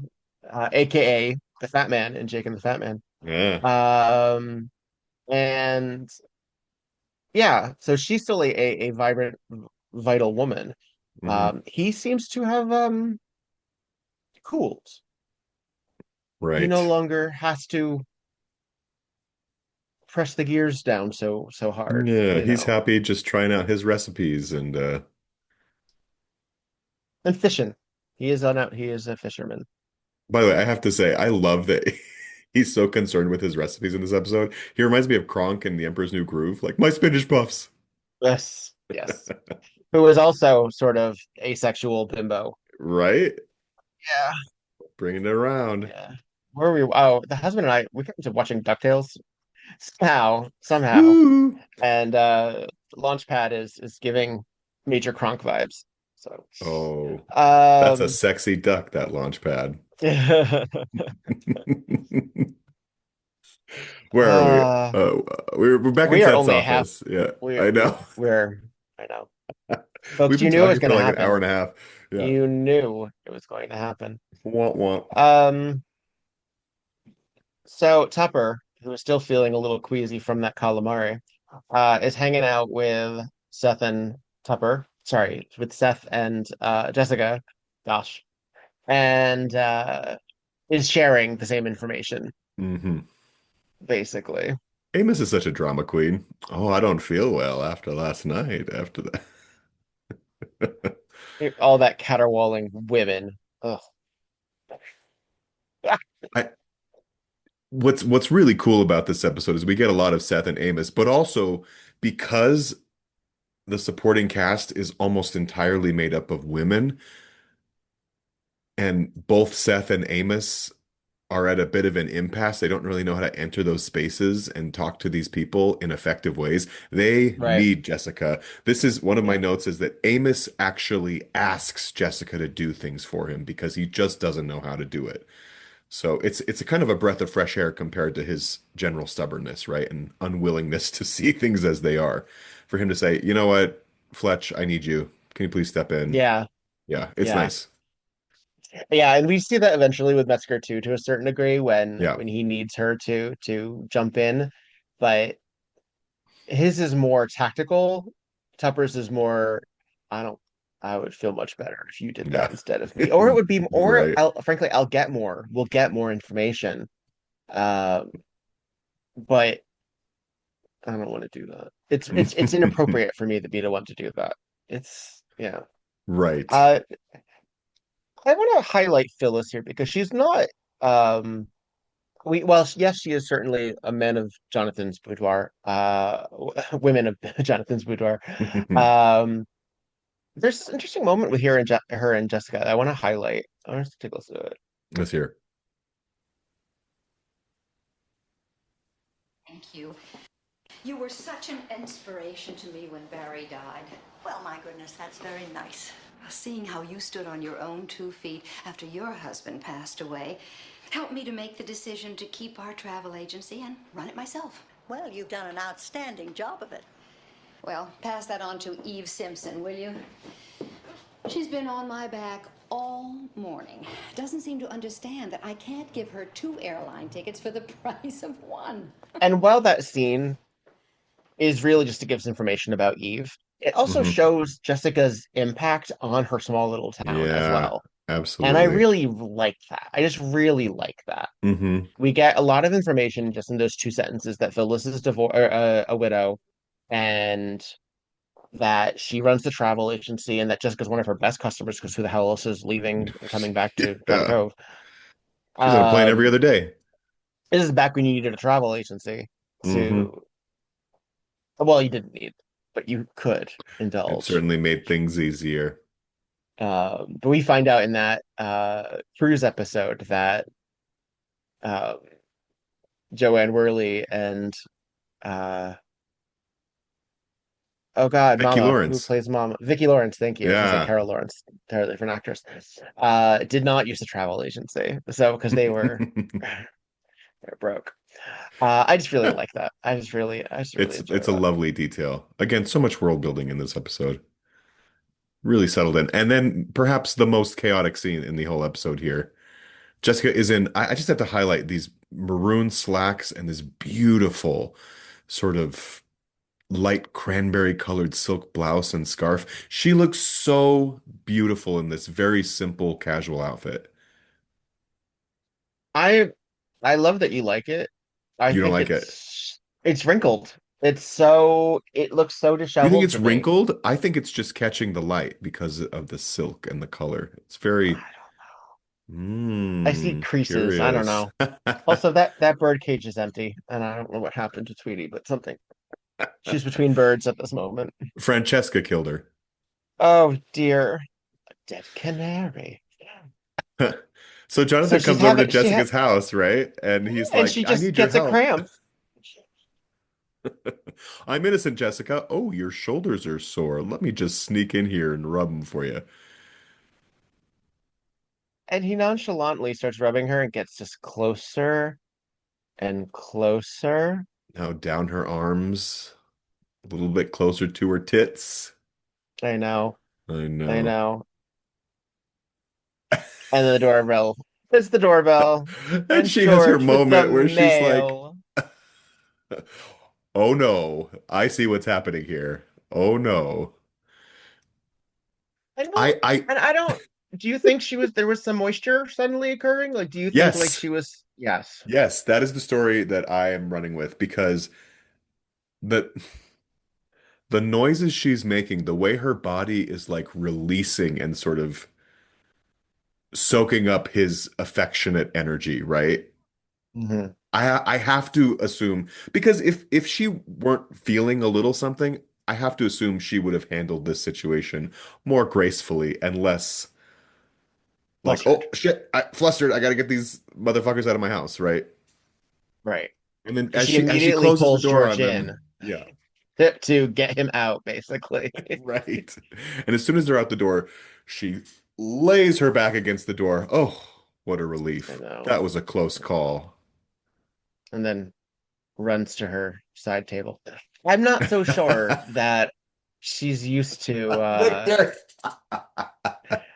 listen, we've learned from positive moves You know that what? aging does not mean you have to give up to your sexuality. She's gonna go take a bath right now. Yeah, and do some of those Right floor now. exercises. On land swimming. Hmm. Um, well, so okay. So, and this is the very interesting. Do you think Jonathan just can't help himself? Like, there's a certain like compulsion Yeah. Well, and he activity says here. later, right? He says like, "Well, I just felt so bad for her and she seemed so sad and I didn't want to make her feel bad, so I just jumped into bed with her." All of them. All of All them. of them. All of them. I can't decide if he is like orchestrating this whole system of lays or if he really did just sort of encounter these women and he just has a predisposition for saying like, "I'll go to bed with you." They all feel fondly for him. They all say he's They gentle and loving and kind do. and showed up for them in a certain way. And so I can't help but here's my take on it is that you Yeah. can be a whore and you can also be kind and generous at the same time. And I think Jonathan Martin is just one of those You people. think he's a service top, I basically. literally have in my notes, Jonathan Martin is a service pleasure top. That's it. Bingo, baby. That's who he is. Yeah. Yeah. He he wants to make people feel good, and the Yeah. true failure in his life was that he was not able to make his wife feel good. So of course he's looking for it in other women. Of course he would And be. all of the women in Cabot Cove are old here. So Yeah. naturally that's where the pickings are. Um of a certain age, I shouldn't say they're Sure. all, Right. older. But actually they're not even that much older, frankly. If No, he's meant no. to be in his late 40s, I mean, I guess 55 sounds forbidden and dangerous. A But uh cow can yeah. seem forbidden and dangerous. Am I alone here? Um but I mean, I think there's a certain compulsion aspect as well to him Yeah, being a service top in that regard. But there's also a massive disparity in power. He's a policeman. it is. It is. There's Yeah. there's still something incredibly inappropriate about all of that behavior. Um, Well, and yeah, it begs the question, all of these women who are older than him, what what am I trying to say here? What are the odds that each one of them would fall into place this way with Jonathan Martin's sex calendar, which is sort well, of these what are we're just the learning ones that now, we know right? about. Yeah, Right. these That's are things we just what know we know about. about. And one's a surprise that we haven't heard about yet. We don't find out about the one dalliance until the very end. Yeah. That didn't work out, where he who doesn't make the calendar, Oh, and basically. I live for that moment too. It's It's so good. so It's so good. good. But he's Well, what do you think regularly seeing about these women, Phyllis. right? So Phyllis, we just talked to Phyllis, who there was a Yeah, whole airline thing, like she's trying to get two tickets. Now she's trying to get a ticket for him so she can go whisk him away to Italy Eve. or Yeah, Europe and have a little romantic trip. Meanwhile, we also know that do we already learn that Ideal was seeing him?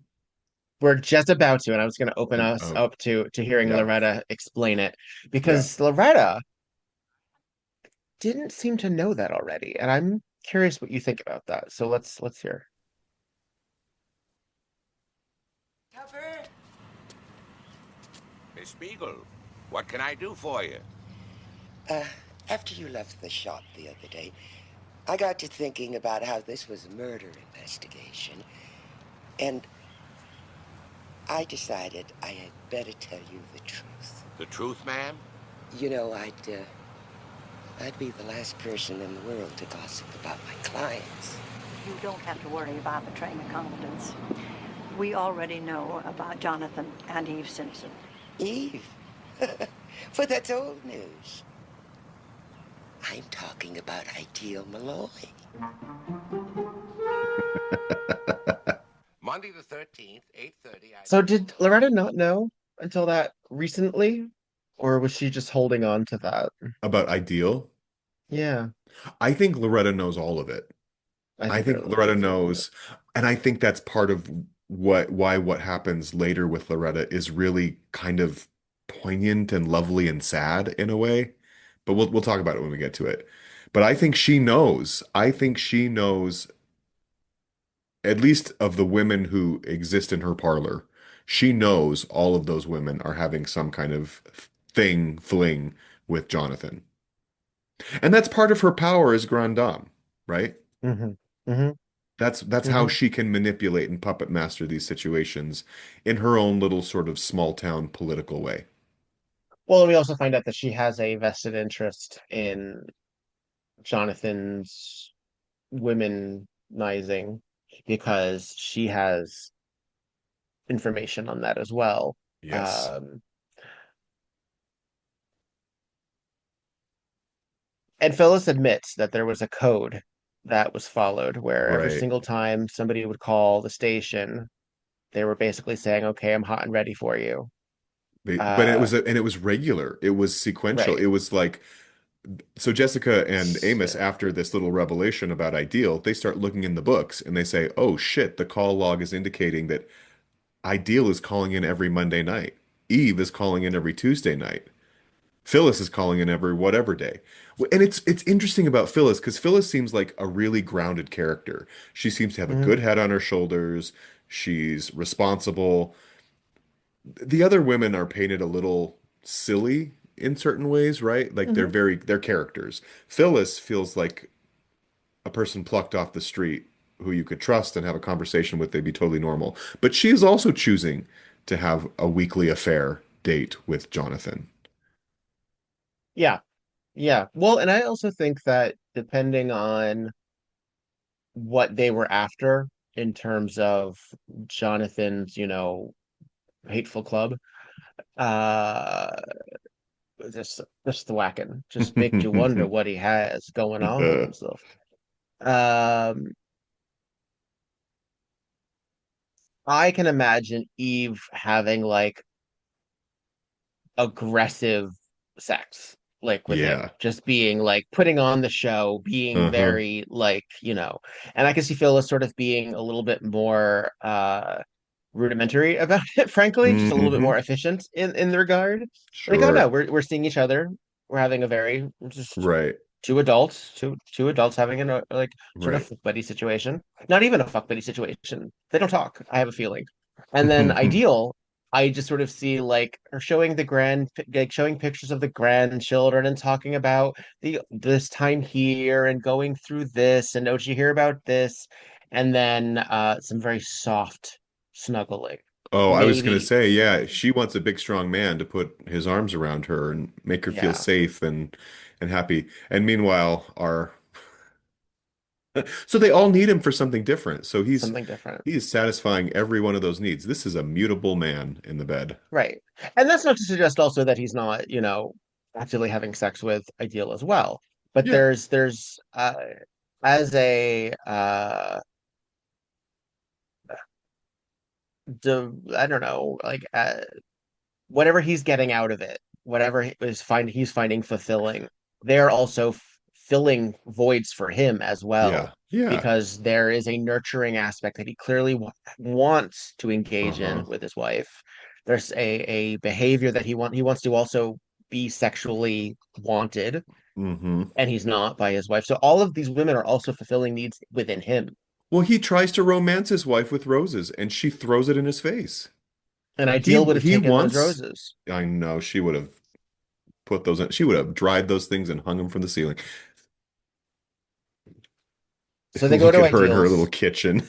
She's so sweet with her little sitting room. Oh my gosh. What a Um, quaint little spot. and she had an alibi. She was at the movies with Corinne and Loretta because Audrey died on a Tuesday. Hmm. And they were playing some awful movie, Divorce. Um, Is she which means manipulating them here, or is she actually sad that there was a movie about divorce? It feels like a little bit of a show. I uh, I think it's a little bit of a show, but I think she believes it. That's a fair answer. Yep. So Tuesdays he would see Eve. Let's just say I forget what day of the week. What did she see him on Mondays? Ideal was Monday, Eve was Tuesday, Phyllis, Was I guess wait, had to be Wednesday I guess so, yeah. because we're about to find out if it's Thursday. It must be It must be Beverly. Beverly. We have our title, which we don't always get in this show, but we No, actually have our title here. Um, it's uttered out loud, which is very satisfying. So Beverly, for those of you who are not who, because there's a lot of ladies that we've been talking about, is Seth's secretary, who was always so rested on Friday mornings. Uh, Wait, before we get to Beverly, we do have this quick moment with George the mailman where Seth finally gets to confront him about his missing New Hampshire Weekly because he wants that damn proof that Jessica's wrong about the crossword puzzle. Yeah. Uh, and he says, "Oh, I guess I never made the truck. Ha ha ha. Ho hum, ho hum." Um, it's an interesting note. It Uh, is. It's a little blip of a moment that obviously bears a lot of weight later. it does, and it also, in retrospect, makes George seem like a total psychopath. Honestly. Um, just Oh. knowing what the week has been like.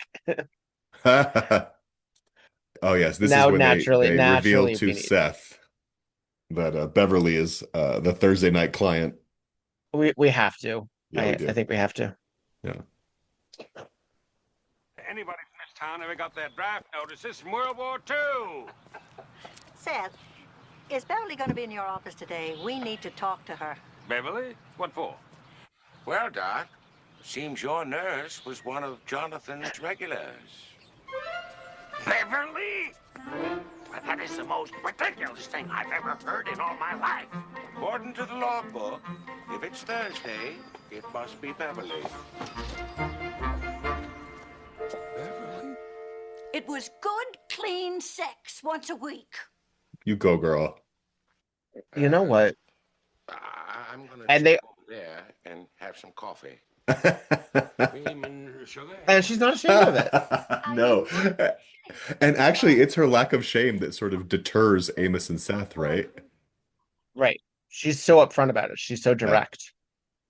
This is not a silent generation kind of thing to say. Mm-mm. And or greatest generation, I forget, whatever she is. Mm-hmm. Also interesting.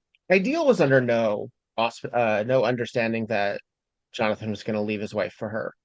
Phyllis was under no understanding that Jonathan was going to leave his wife for her. He was Right. under no understanding that he was going to leave his wife for her. Beverly seemed to think that eventually she and Jonathan were going to be together Yeah. exclusively. Yeah. That's what's so fascinating And about these relationships. They're all different. yeah, and none of the women, Loretta notwithstanding, knew about the others. So we're Yeah. there all finding out as they're finding out, which Mm-hmm. means that Phyllis probably doesn't care. That's not Right. a big deal for her. Ideal, I could imagine her being offended. We see her sniffling Mm-hmm. in the beauty parlor soon. And Eve is pissed, Pissed. She would be pissed, right? She would be the one that's angry about it. and she is, and I'm the she is. star. Why are there other women aside from me? Yeah. And Beverly quits her job to go out and have some fun. And Because we we, forgot to mention that she was late to work by a few hours because she uh, just said she was making a casserole for Jonathan, but she's never been late to work a day in like 18 years or something. Seth, you slave driver, what are you doing to I this know, poor woman? I know. That was different work ethic. I guess. And how Eve specifically finds out about the other women is that she brings this, salmon mousse and has to put it in the fridge. And there's all of these casseroles and Oh, dishes from his women because that is their love language. there's nothing better, Uh, right, than this moment su when she looks in the Suburban fridge and mom. sees all of those casserole dishes after she's canoodling and kissing up to him. Surprise. Jonathan, here's some food for thought. I love you. Love, Phyllis. Mm, Damn. I Okay, maybe know. Phyllis is a little bit more interested. Maybe Phyllis is. I'm telling you, Jonathan Martin has some magic sauce going on here. Uh, this top lasagna looking shit up here That's looks sort of ideal. that's ideal. Yeah. There's some there's the Phyllis's looks like there's some mushroom chicken situation. We don't know the others, but Yeah. Eve is bringing one, which means that there are one, There are two, already three. five. So One of them six. is Beverly's. Maybe Loretta sent him one. Yeah, who's that? Who's that sixth woman? Who's the sixth one? Because we don't have that other woman yet. She hasn't shown up yet. She But will. isn't it great that we don't even have to know that there are more? No wonder There this has to guy's at least exhausted, been. right? I know. Right. Right. Because in theory, there can be a. Let me. I don't know. Maybe it's Helen Taylor's character that who we haven't met yet. Mm. There's got to be. There's got to be. Um. Yeah. It just And of tickles me. course, I think it's so funny. that is such a an like you bring food to a new neighbor. You bring when you visit. That Hmm. is a very like when a person dies. That is an old-fashioned Oh, I do custom it. to bring them food. Yeah, I still do Yeah. it.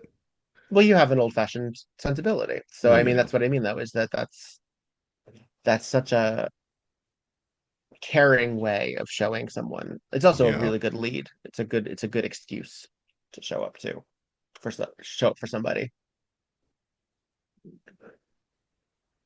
Well, well, well. Jonathan and your plates of food. I like how he doesn't he tries not to reveal it in his face. He's like, "What? What?" I don't understand. I just have some pastas. Oh, jeez. Um, 'Cause again, it's not just that there's food, there's love letters attached to all of the food. Each one. Um, and you know what you don't do when you put food in the fridge? Leave the love letters Leave the on. note on it? That's No. You did put he those in have a to safe place, sir. exactly. Did He's he just have to? uh He's all right. overwhelmed with affection. What can we say? Back at the parlor, back at Loretta's parlor, Ideal is Ideal crying. is crying This and lady. Beverly is over it. Oh, that was She's like, Beverly. ugh, silly, silly woman. I love how much gumption Beverly has. I know. She's not bothered by the fact that he was with other women because she No, knew that eventually they she's were I'm going the to be one. together. I'm giving And him the best. now does she think that they will be? I guess. Good question. We never get that epilogue, do we? And we never see him again, so maybe they do run off together. That'd be great. I want that for her. Yeah. Beverly Let's deserves let's it. let's say. Um, all the women are mad, and Loretta is very excited to possibly say, "Oh, Jessica, you too?" And Jessica's, "No, no, no, no, no, no, no, not for lack of trying." Jessica does not want to be associated with this kind of sordid activity. Do you remember when her friend beats her with the purse near the cliffside because she thinks Yeah. she's shacking up with her hubby? This Yeah, is a lot like Sticks and Stones because very. a lot of town gossip, all Hmm. violent murder, frankly, Yeah, two violent murders in that case, but yet this homey kind of fun vibe. right. It's a and then and actually a very similar confession scene in so much as where that person cracks. Hmm. Um because it's not a bad guy per se. I don't love him, partially because of his relationship with Jerry Orbach. We did not mention that the George the Mailman is also the pain in the ass He police plays officer yeah, in the Boston yeah, episodes. right. But oh, so they go to visit Corinne. Who is eavesdropping? Oh my Corinne, God. What is she wearing? This little tart. I she is love dressed it. like Freddie Mercury in the I Want to Break Free video. The best part is in the beauty parlor, she's wearing these like thick horn rim glasses and she's very shy and picked on by all the other ladies, but she opens this door and she is showing skin. The glasses are gone. She can't see a thing, and she's ready for a little touchy touchy. A little moment. I And mean, who's there with her? that Oh is my gosh, yeah. It really is. This is like Pink Lady slut version, right? she's trying very hard. And it doesn't really And wear naturally on her, does it? But she no, is and I trying to seduce Jonathan Martin. because she understands that he's so good at what he does. Uh-huh. Um, Makes you Kareen wonder is the what he's opportunist got here. going She's like, I'm on. gonna get me some too. Yeah.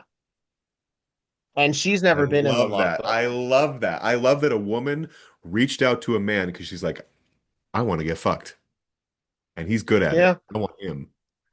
To help come Especially a over and character fix that's my screen door. bullied and treated so terribly by the other people around her. I mean, frankly, the opportunity is within her right because as the undervalued manicurist, she hears all of this and finally says, "I'm gonna get me some too." She So does. we have women with agency here. We really, really I do. like it. I We really, really really like do. this twist that because she could have easily been a doormat, right? But no, she has her own power and her own, well, she tries anyway. And of course she's thwarted by Amos and Jessica here. But she may have been she may have been Saturday's item, right? Yeah. If they Well, had and we waited a find few minutes out more. at this point, and I love that Corinne is humiliated, not at the fact that he's been sleeping with all of the clients, but that he also slept with Loretta. For her, that's a bridge too far. The Uh-huh. idea that he would sleep with Loretta because she has this relationship also with Loretta that's in a specific way.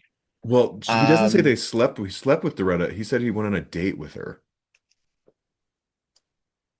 I, that's true. I yeah, went the farthest with that. yeah. I think what happens later, I like to believe that they did not have And sex. because he doesn't say date.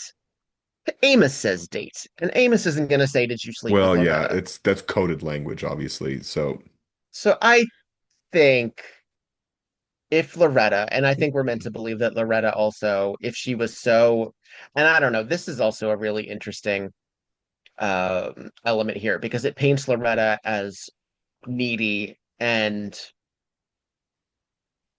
vulnerable, but also like in a "why don't you love me" kind of way.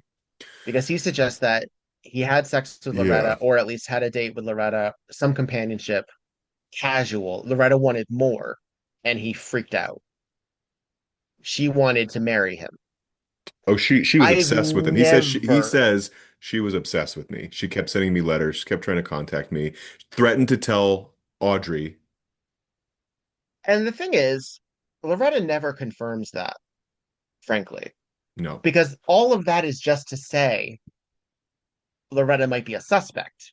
Yes. When they go to talk to Loretta, Loretta doesn't say boo about wanting Jonathan. All she does is clear herself the night of She the alibis herself murder because what they determined is that we had heard Ideal say that she goes to the movies with Corinne and Loretta every Tuesday. But in this case, Corinne said, "Well, Loretta didn't go. She went to visit a sister this in this past Augusta. Tuesday when Audrey was killed." So we don't know where Loretta was. And then Amos does some looking into it. She don't have a sister. Mm-mm. So they got to figure out what Loretta was What she doing. was really Otherwise, up she to. could be a prime suspect, particularly if she had a contentious relationship with Jonathan and he Right. scorned her or spurned her away.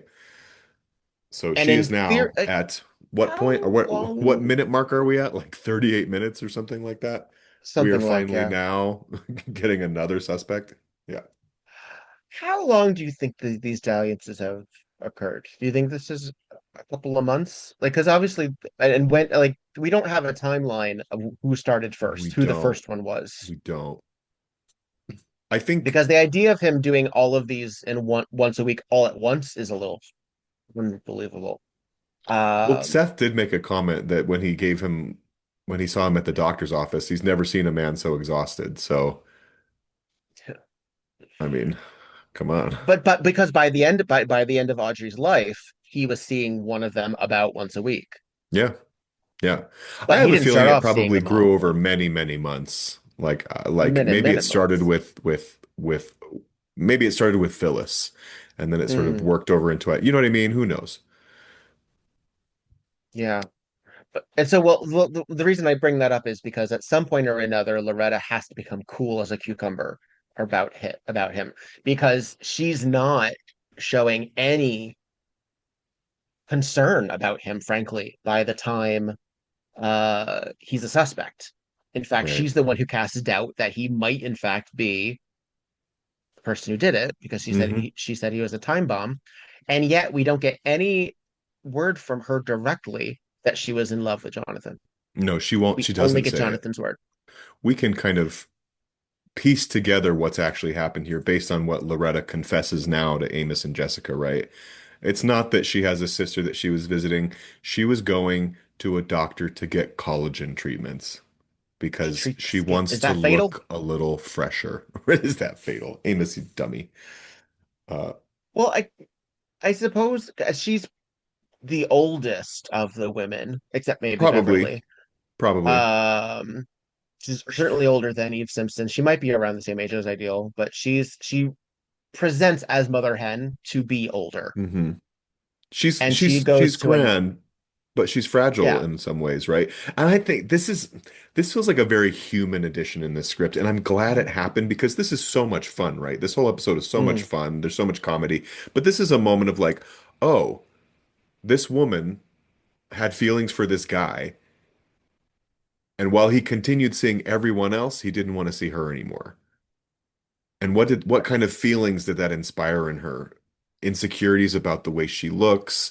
Oh, I have to fix my face. All of these women are talking about it, and nobody knows that she saw him, but she knows that they're all seeing him. So that's like she's in a position of knowing and power that also makes her really vulnerable yeah. and probably really sad that why not me?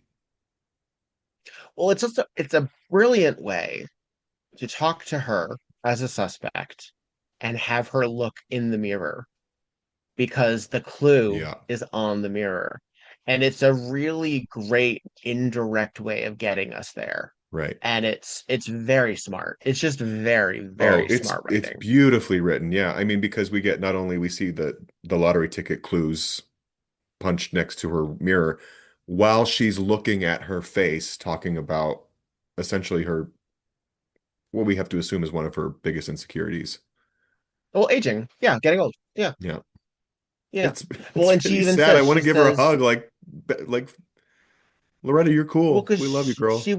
she works in the beauty salon in Nowheresville, Maine, with no husband, with no real prospects. I mean, she's a businesswoman, certainly. Yeah, Um, and we'll get two more episodes of her where we even see it's just the same people over and over again. right. Um, it's kind of a drudge. It's kind of just a life that's not going to go anywhere. Right. Um, and the lottery is also her, if you'll excuse, ticket out if hmm she were to get out. So it's also a metaphor or another, not a metaphor, but it's another reason, it's another way of suggesting that's her way out of dying alone as well. Yeah. Yeah. But Loretta. that lottery ticket, It makes sense yeah, too for Loretta because it sort of explains the way she acts around the women, right? And that conversation about sort of throwing Jonathan under the bus. Well, I don't know. I don't know. She doesn't say outright like, yeah, I think he probably killed her, but she's not afraid to throw some dust on his name because he scorned her. right. And he could have killed her. Like also, like that's the other thing too, is that like, wow, honestly, Yeah, what if he did? right? What if he did? Like I'm not going to There's a see him in certain the ideal way that everybody else does because my experience of him is different. the ideal way. Oh, Oh, um, yeah, she's a little bit more pragmatic in that yeah. regard. She's a little hmm bit more like, well, worldly. She's a little bit more worldly. She I would love is. to know Yeah. more about Loretta because she seems there's a really great moment in I think it's the last episode she appears in Town Father, where she talks about that's no Wyoming color job. Like she seems to Yeah. know things. hmm And I get the impression, if I were to like do a little fan fiction of my own on Loretta, that she was born there, that she lived in Cabot Cove, that she went to beauty school and she had all these plans and found her way back Mm, to Cabot Cove when sure. things didn't happen. She has a savvy to her that some of the others lack, for sure. Right. Because she's seen things, I feel. Shrewd. Yeah.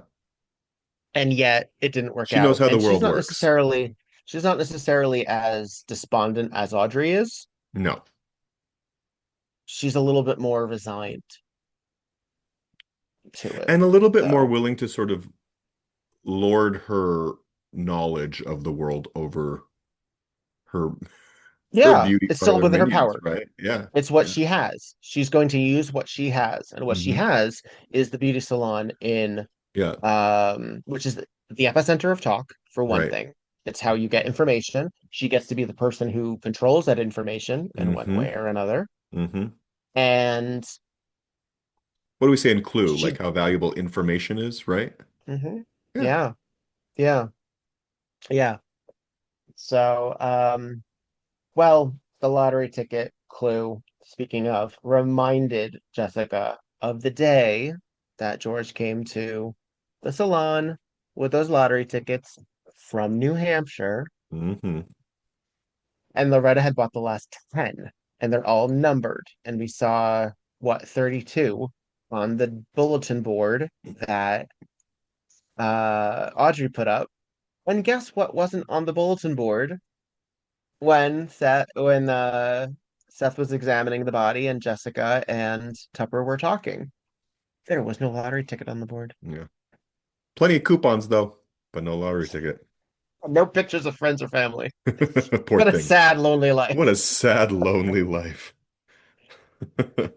Yeah, so that's going to give us our real revelation here, which is that there was only one person who would have known that number and who also has the power not to deliver those New Hampshire weeklies. And it's Which would George, have then said what the lottery number what the was. winning numbers were, right? Which is a really cool clue. It's a really cool clue. Not just the lottery ticket, because that's not traceable, but the whole missing New Hampshire weeklies. Yeah. That's the kind of cool, smart shit that Jessica keys into, right? Yep. Hold on a second. This is too coincidental. And so we figured it out. Yeah. It's Audrey's ticket that won. It Audrey is dead was now, which 2 means that million. somebody 2 million. somebody took that ticket, and George took it Yeah. because he took advantage of the fact that Audrey was a major drunk, and he even says there's a good chance she never would have even noticed if she hadn't Yeah. heard me. That actually seems to be he says that that's not true, because she had a ritual every time she would pull a new ticket down to put the ticket back up. She was Yeah. actually part of the She was losers on it. lottery. She probably would have been the first one to notice that she won, right? She's looking for a way out of her miserable, sad little life. Although, I don't know, something tells me if Audrey had won that lottery, she still would have been pretty miserable. What a fascinating concept of uh of money not buying happiness per se, which, Hmm. sure it can. Uh, but only if you want it to. Yeah, you have to want to be happy. Um, she would have, yeah. She, it is interesting, and therefore, by virtue of him being married to her, Jonathan will inherit that Hmm. $2 million, Hmm. which is an interesting concept. I don't know. As I said, I don't lottery play, so I don't know how that works, Right, but as the I not believe, buyer of that ticket, but yeah. This is essentially this whole episode, this runaround about Jonathan Martin's booty call list yeah, was all fodder in a way, right? It was all smoke and mirrors it hiding had what was actually nothing to going on, do. which is usually that's so frustrating. In this case, it's wildly satisfying. It's Absolutely. exquisite. Yeah, it really works. Ooh, we get a flashback too of the murder sequence. Yeah, because we see him sneak into the house to grab the Oh, lottery ticket around 8 o'clock, maybe, eight yeah. thirty, because we're told that it has to be while Jonathan is unaccounted for. Hmm. Um, and she she is running down that those stairs with Jonathan's revolver, and she's stone-faced. She's not Oh, worried. yeah. She's just, She's gonna do what she has to do. I don't even know. I don't even know if we're meant to believe that she even knows what he's doing. She just sees him in her kitchen. I mean, she does sort of walk in on him literally taking the lottery ticket off of the board. Well, okay, so he But again, grabs it. she Hang doesn't on. know that that's a winning ticket yet. So Right. if I He were pulls it if off I the were her, I'd board. probably walk in and be like, See? No, she George. doesn't see. She doesn't actually see it, yeah. She doesn't actually She just see. walks in on George in her kitchen. I mean, I don't know. I don't know. She's also drunk, But he we're doesn't give told, her a right? chance to say anything No, he just or to explain. approaches her Tries to uh, wrestle the gun out of her hand. and then it goes off and shoots her in the chest. He says it Yeah. was self-defense. It really was. If she hadn't come down, I wouldn't even happen. I would have just slipped out and it'd be done. Like that's not how self-defense works, dude. Sorry, Like sir. that's just not I'm going to sorry. commit a crime and then I'm going to You defend you broke and myself entered. Sorry, you broke from and the entered. person I'm Sorry. perpetrating a crime against and make sure that they don't Yeah. kill me. Yeah, this Yeah. logic is a And little he's backwards, sir. another one who just wants to get out of this town Uh-huh. and finally get something. Well, they show up to his house and he's in his like Sunday best because he's coming to some money, right? And what I like about it is Jessica's like, "Oh, you won the lottery? How'd you know?" We didn't, but we had a pretty good guess. We had a pretty good guess. Yeah. And he crumbles. And he crumbles. No denying it. I mean, he denies it briefly, but he doesn't hold to it. Right. Once he realizes, okay, once you got the number issue, um, yeah, let me get this little cap on the end, but for all intents, that's it. That's it. That's it. That's it. And And we since we find out just that Jonathan is taking leave from Tupper. That's what we get that Mhm. little cap for. There's a lot of We'll turnover in never this see police him department again. this year. Never see him again. Well, we haven't gotten No, to our regulars yet. There's those don't really show up till Metzger. it's true. That's true. So now that The we've two. watched the confession scene after all of this, I want to talk about the murderer. Yeah. And of course we have, oh gosh, what's his name? Is it Ray? Ray Jordan? No, is that Depends right? who you're referring to. The Who's actor? playing our George? Who's playing George? Ray, yes, Ray Girardin, who's also our hairy adversary in those episodes. Our hairy adversary. I like the way that sounds. I, Victor, I don't like this performance. Of George Tibbets? I don't like it. I don't like it. There's something that feels really unnatural about it, and it feels very loud and big without feeling rooted in anything real. His accent feels off to me for most of the episode, and the confession scene feels disingenuine. I don't know. I don't Mm. like the performance. And I rarely say I don't like a performance. I don't like this performance. I think it's the one part of the episode that I could do without. I I'm don't think he's a curious good your actor. thoughts. I don't think he's a good actor. I feel they could have hired someone else to play the role very easily because we get 3 to 4 scenes of George. Yeah, he pops in quite a bit. Yeah, he And when shows I up in the compare him, salon, shows up in Jessica's house, and then we uh-huh, get the street, and then we get the confession. yeah. I Uh, don't think he kind of is playing like this, hey ladies, it's time for the lottery tickets. Let me rib you too. Oh, we're all having a good time. my aching feet. It doesn't Yeah, feel like the way someone in that role would actually relate to people. It feels he's like not lived in. performative. And he's not lived He's in. not. And No. when I started watching this for homework for preparation for today, I knew that he was in another episode, but then when I was watching, I was like, I can't remember what else he does in the series because frankly, I think he's much better as the adversary to Harry McGraw. I think he's much better in that role. So I don't want to Effective, say certainly. necessarily that he's a bad actor because I think he's I do. quite, I do. yeah. I think I he's a think shitty he's actor. fine in those episodes. But here, I don't think it's good. I think it's actually quite bad, and it sticks out Yeah. like a sore thumb when you have these marvelous performances from all of these middle-aged women character actors. Yeah. Yeah. I think it's a little hokey. It's a little Hokey, for everything else. yeah. When you make Tupper looks sophisticated by comparison. It's a little, what in the Barney Fife are we doing here? Yeah. I actually almost would have preferred a Don Knotts, frankly. Yeah. I would have been cool with someone a little bit quirkier. Hmm. Um, or even someone as relatively staid as Ken Howard or someone like that, Oh where yeah, of course. someone who is just matter of factly, you know. Um,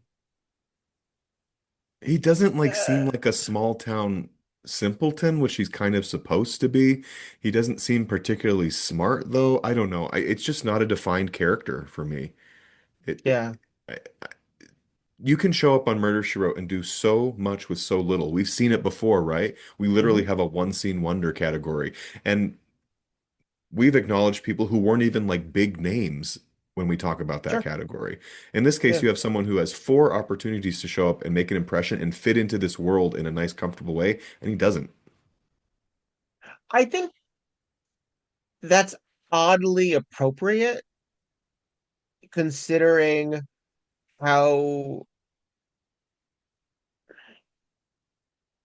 he is the sore thumb and he is the one who did it. And it almost makes sense that that's why he's the one who did it because he doesn't Yeah. make sense in any of this context. It's like the bird watcher Um, lady in the lake, right? Like, oh, you that know what I actually would have mean? been interesting. That would have been an interesting person to play the role too, actually. Yeah. Yeah. Um, but he also, that particular actor who plays the Reverend on MASH, I don't remember his name, um, also plays with a certain disconnectedness from reality Hmm. in Lady in the Lake. Hmm. Like, well, I had to kill her because I had to kill her. Right. Uh, Um,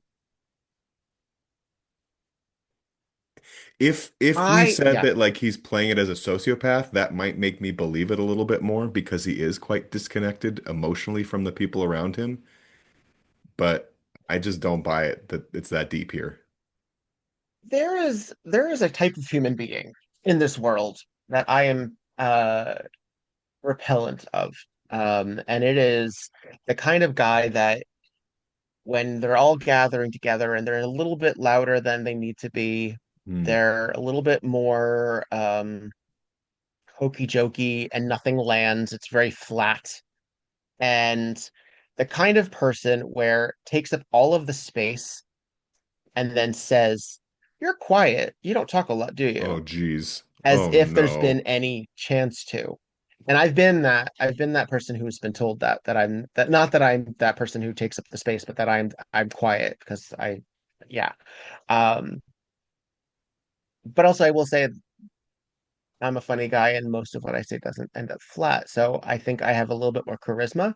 Him having no charisma, I see as a strength in this. In a Hmm. similar way, you had a very similar complaint about Bert in the one good bid episode, where he Oh, just sure. doesn't Yeah, I did. resonate with the world. And I feel like there are certain people in this world, they don't fit. They don't make sense in it. They don't belong there. And it's uncomfortable to be around them. And they Hmm. seem fake as hell, or they seem Fake. just in the wrong show, just out, Yeah. just like this is not your genre, Hmm. dude. And he is one of those people. And therefore I see reality in that. And uh so it doesn't bother me. I can see Okay. why it would bother. I can absolutely see why Yeah. it would bother because I don't want to hang around that person. I Well, it's a absolutely do not lovely, want to hang around generous that read. person. Yeah. And I think that's one of the things when I see him, particularly in that scene on the street where he runs into Seth, Jessica, and Amos, and in the first scene in the beauty salon where he's sort of joking around with the women, the way he sort of shows up, if he showed up in a room with me, I would just be counting down the seconds for him to leave, Yes. right? Yes. Yeah. Because he's what he thinks he's Buddy Hackett. He He thinks thinks he's so he's funny. He thinks he's the life of the party, yeah, when in fact, he's just uncomfortable. a loser, an absolute Loser. loser. He's a loser. Yeah. Yeah. Yeah. He's an absolute loser. And I've been thinking so frankly, hard about it, and that's what it is. He's a yeah, loser. and That's and it. that is uncomfortable to watch. That is uncomfortable to watch. Yeah. It is a cringe. It is a secondhand embarrassment. It's all of these Mhm. things. He also can be a bad actor. He also can be a bad character. Right. He also can be wasting what we want out of that character. Right. But I think where it I doesn't think it land for worked. me Yeah. is that the women don't treat him like a loser. They treat him like a buddy. Or maybe I not even a buddy, feel but they you don't don't. really get They any sort of indication that they the way that Eve like at him, like she's oh you rolling her eyes. I don't know. well see I that almost that would indicate some sort of affection in a way. If I feel like if they really didn't like him, we would see less interaction with him and more like just wait it out until he leaves. I don't know. And that's why I kind of landed on I don't think which it's a good some of them performance. do. Which some of them do. Yeah. Um I And, don't but you're right. know. I There get are people like Eve who are always willing to engage because they're still performing for their friends, right? So I guess that makes sense. So you have a very nice, generous reading of it here. I'm still not thrilled with it, no, of but course. I appreciate. But also he has something they want. And there is something also to be said about small town Mm, uh consideration when it comes to that kind of service as well. I mean, I think we've all had people in the service industry who are sort of like, okay, take it down a notch, Tevya. Like it's just a hmm little grand. It's just a little much. Um, but you suffer through Yeah. it. Yep. Because he's also giving them Yeah. something they want, which is a lot of time. I mean, yeah, Yeah. it's a But this man has no friends. This man take it has no away. friends. I know. I do appreciate that they don't make him, at least I don't read it as like Spectrum, because they No, very not at easily all. could have made him, they could have made him uh autistic coded, or they could have made him similar to they could have made him like an actual uh disabled person as opposed to Hmm just an incredibly uncharismatic person. Right. This guy needs the lottery. He has nothing else going for him. Nothing It's else going nothing for him. else going for him. And so I believe him he's a loser. I believe he's a loser. He's I just get your point. I a absolutely get your point. disgruntled I postal employee here. I absolutely just get your feeding point because into I that don't enjoy him. stereotype. No, Yeah, I don't enjoy him either, but I forgive him in the role, but I don't enjoy him either. that's fair. So Well, go ahead. Anything else? no, that was one of my Now points that after we've the beaten confession. the Like I hell don't out even of care to watch the George confession the scene because Postal. I don't. Sorry, George. Well, at that point, Bye. it's sort of we're sort of done with it. At that point, Yeah, the fun of it is gone because the women are gone. yeah. The women are done. Because even the But button doesn't include them. But right. I I mean, forget, like, because the show is restarting again, and I've paused a number of times. But look how trim Loretta is. Just she's cinched in that oh, her little outfit. she's lovely. She's a petite little thing too, I think. She's shorter than Jessica. Jessica's quite tall. Is she? Angela Lansbury? Yeah, I think so. I think she's a tall patrician beauty, according to B. Arthur. No, she didn't say tall. Let's see. B. Arthur is not calling her Five tall. eight. Five All right, eight. that's tall. That's tall, but That's pretty tall. that's pretty tall. But not 6'1" in For a her woman. stocking Yeah. feet. No. Wait, what was B. Arthur? 5'9.5" in his stocking feet. Uh, Yeah. Real, only that much taller than. Yeah. Yeah. Yeah. I think we forget, right? Yeah. Spend too much time with Well, drag queens. well, she was five. She was. I think she's talking about when she was a child, right? Yeah. Yes. So how tall was she at? Wait, let's see. Let's see how tall B. No, Arthur it says actually was. it does say 5 feet 9.5. Oh, does it? Okay. Yeah. It does. Yeah. But she's also like all limbs too, like the way that her body Totally. is shaped. Yeah, in any event. Uh well that was Yeah. Any final This Thursday thoughts? Must I Be mean, we've Beverly. talked a lot about it, so. We have a terrific episode, a Hmm. top 10.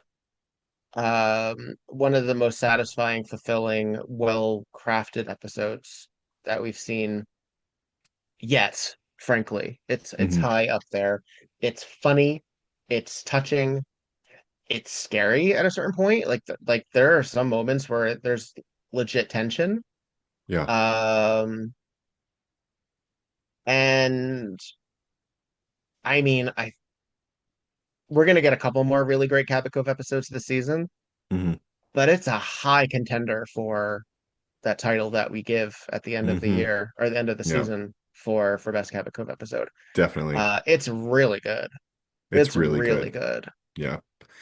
There's something about it. The pace is really exceptional. The mystery is simple, but all of the Easy to pieces that are follow. there Yeah. to sort of complicate it are fun. The surprises are fun. I think the characters subvert our expectations all the time. Even Beverly saying like it was good, clean sex is Yeah. unexpected, right? I love that Yeah. about her.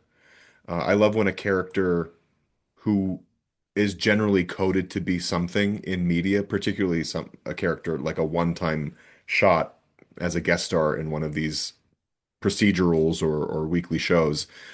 It's so easy to put them in boxes. And these women do not exist in those boxes. Or if they do, the boxes don't look like how we think they do. Well, because even Beverly, when she says it was good, clean sex, like that's a funny line. That's a It funny is. moment.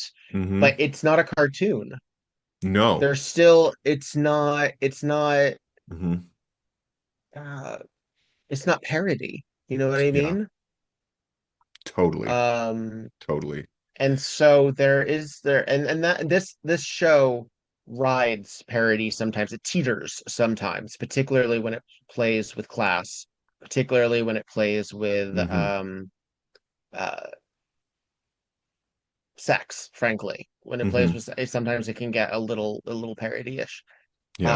Um, I think it masters it though here. Yeah, Everyone this is is, yeah. complicated. Yeah, we're not dealing with sort of idealized ethics around sex. No, All of these everyone is kind women, of terrible, and yeah, yet have a everyone lot of is kind ambiguity of in the way justified.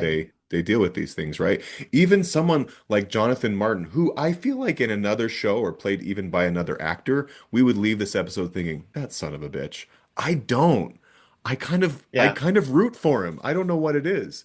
I root for his sexual liberation and him finding what he needs because not that I think Audrey should have been murdered, but I don't think they were a good match. Let's say that. right, right. And Well, and I think it would also I want him be, to have a better life. I think it would be a different thing if, for example, George had intended to kill Audrey to get the ticket. Her death is Hmm. kind of an accident. Yeah. It's an accident of his own Hmm. creating. He's still responsible for it, but it's there's even her death is softened in a certain way by it Hmm. not being um someone trying to get back at her or hurting her on Right. purpose. No one's hurting Audrey on purpose, No, no except one maybe Audrey. she's hurting herself quite a bit on purpose, I think. Yeah. Which is another like bit of irony in the episode. Like frankly, I mean, I know I talked about George being the mailman. If George had been played by a different actor who was actually congenial with the people around him and didn't feel like a loser, I think thank you for that one. I think unfortunately Audrey is the least likable character in this episode. And yet I'm utterly compelled. Yeah, I'm because again, it's a doll's house. It's a delicate balance. it I know is. those. It's those. Yeah.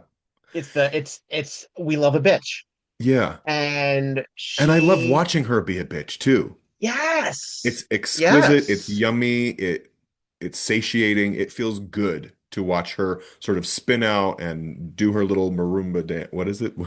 What's the dance? Macumbo. It's Macumbo, a thank you. Macumbo. Uh it feels good. It feels Yeah. even though her death is like, oh, that's too bad, she adds a lot to the episode. Yeah. Yeah. Yeah. This is very good. And well, because again, we need to not spend too much time feeling sorry for her. We need to keep going. Yeah. So if the victim is evil, then we can get Right. past that. If the Right. victim we feel bad for, then we can root for justice. But she's kind of terrible. Okay, well then we have stuff to do. Right. We have things to continue with Right. because the mystery focuses less on who killed Audrey and more who is Jonathan sleeping with, Who's Jonathan sleeping with? Yes. which And is isn't it frankly a funny more that interesting after, question. yes, it is. And after his death, he's still like, it seems like he's still planning on keeping these appointments, right?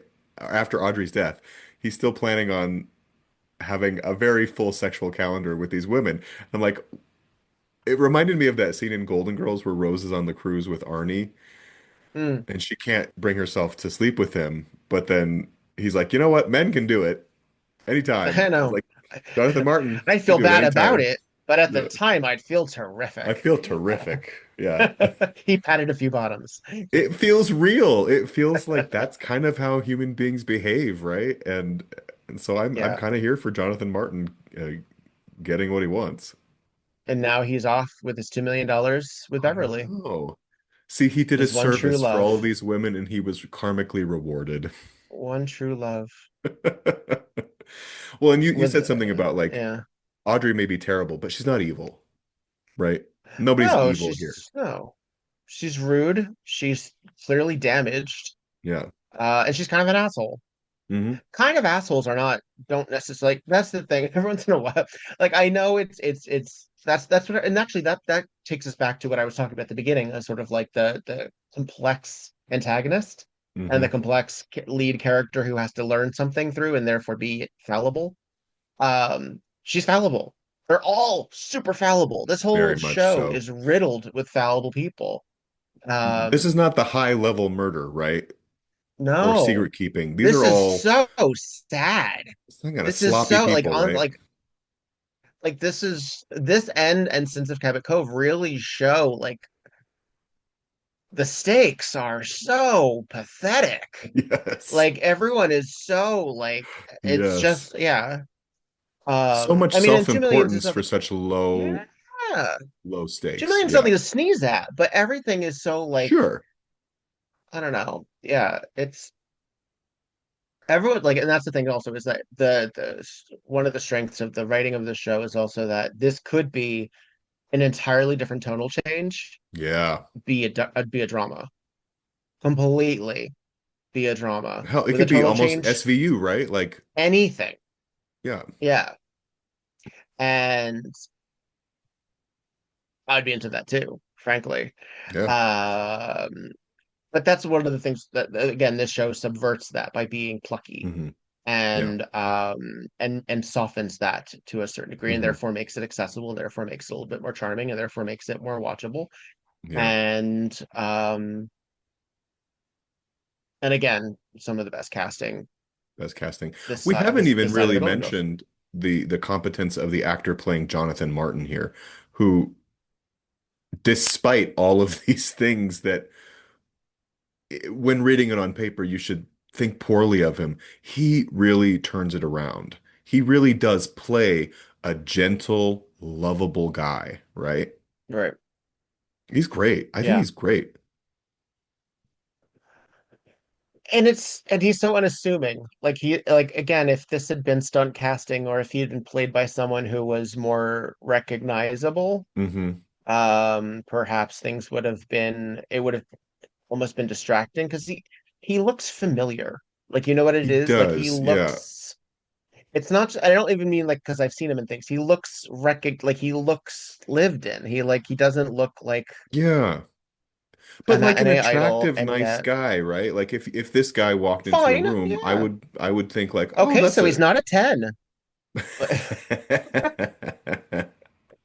And I But don't apparently remember there's more to it under the surface here. in 3 to 4 years when we get to season 12, we'll see him again because he's in season 12. And I don't remember him in that. Yeah. I don't remember the actor in that.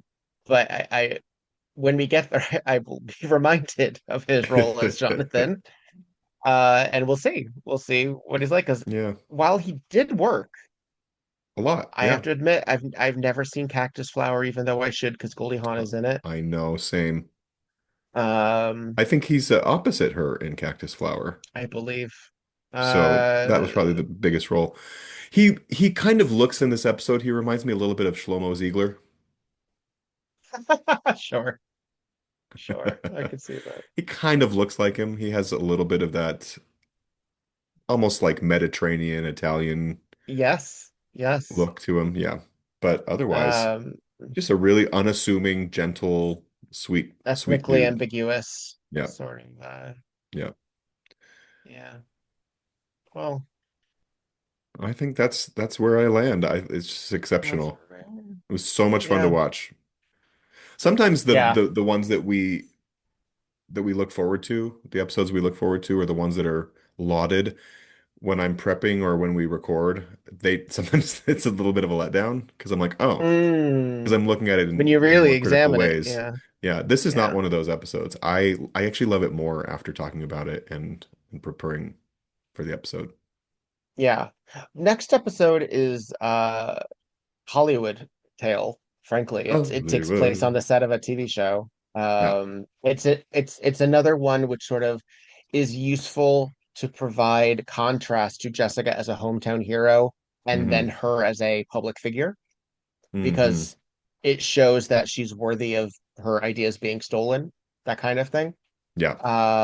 So and then we get her an entirely other persona in the episode following where she's playing somebody else. So this is a really interesting stretch of episodes because we've had her as Emma McGill last episode.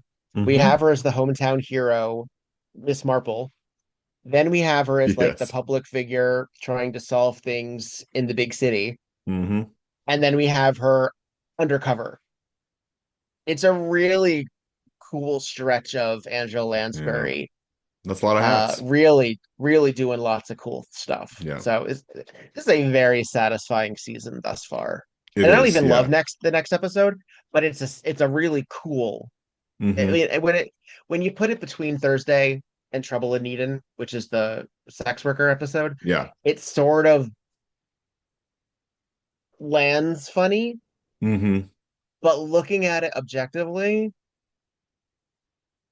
she deserves several Emmys. She only had one, right? She only won She once didn't. She or did not for never. this show. Not for this show. Not for this show. She got an Emmy for a Uh, TV movie or guest spot. yeah, she She got won, something. I think SVU. I think she was nominated. I don't know if she won for that. Oh, maybe Did that's she not where win she for that? won. Let me see. Let me... do, do, do, do. Nope, she never won an Goes Emmy no matter what. No most matter Emmy what. nominations for an actor without a single win. Oh, Yeah. But tragic. got five Tony Awards and four Golden Globes. Yeah. So, Yeah. yeah. And the honorary Oscar, of course, as well. That's crazy. She Oh, was almost an EGOT, but she just didn't get that Emmy. yeah. I mean, there are So people who much would asterisk injustice that in the Oscar. world. Yeah. There are people who would asterisk that Oscar as well. Because But it's then again, honorary they asterisk Liza too, all the because her time. Tony is honorary.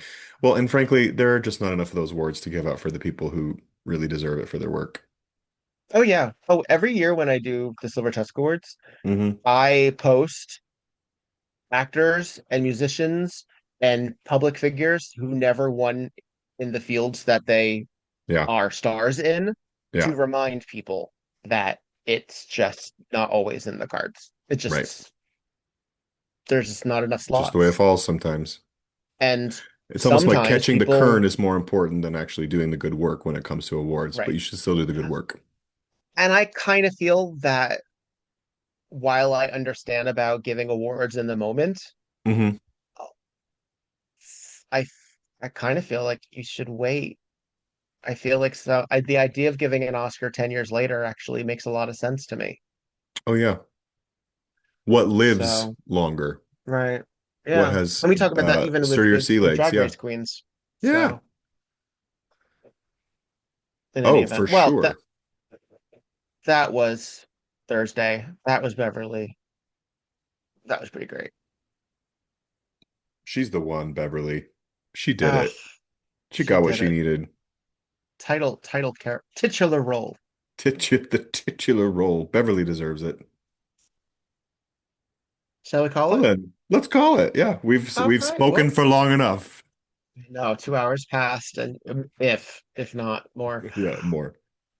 I'm Victor DeHaven, I'm petrified, and and this this was was tonight tonight on Murder, on She a Wrote. very sexy murder she wrote. Good, clean sex once a week. Gosh, I really relate to Jonathan Martin. I feel like we're kindred spirits. You're also a service hop. I'm a service pleasure top, baby. Ooh. I gotta shut up. My mom listens to this. Hi, Petra's mom.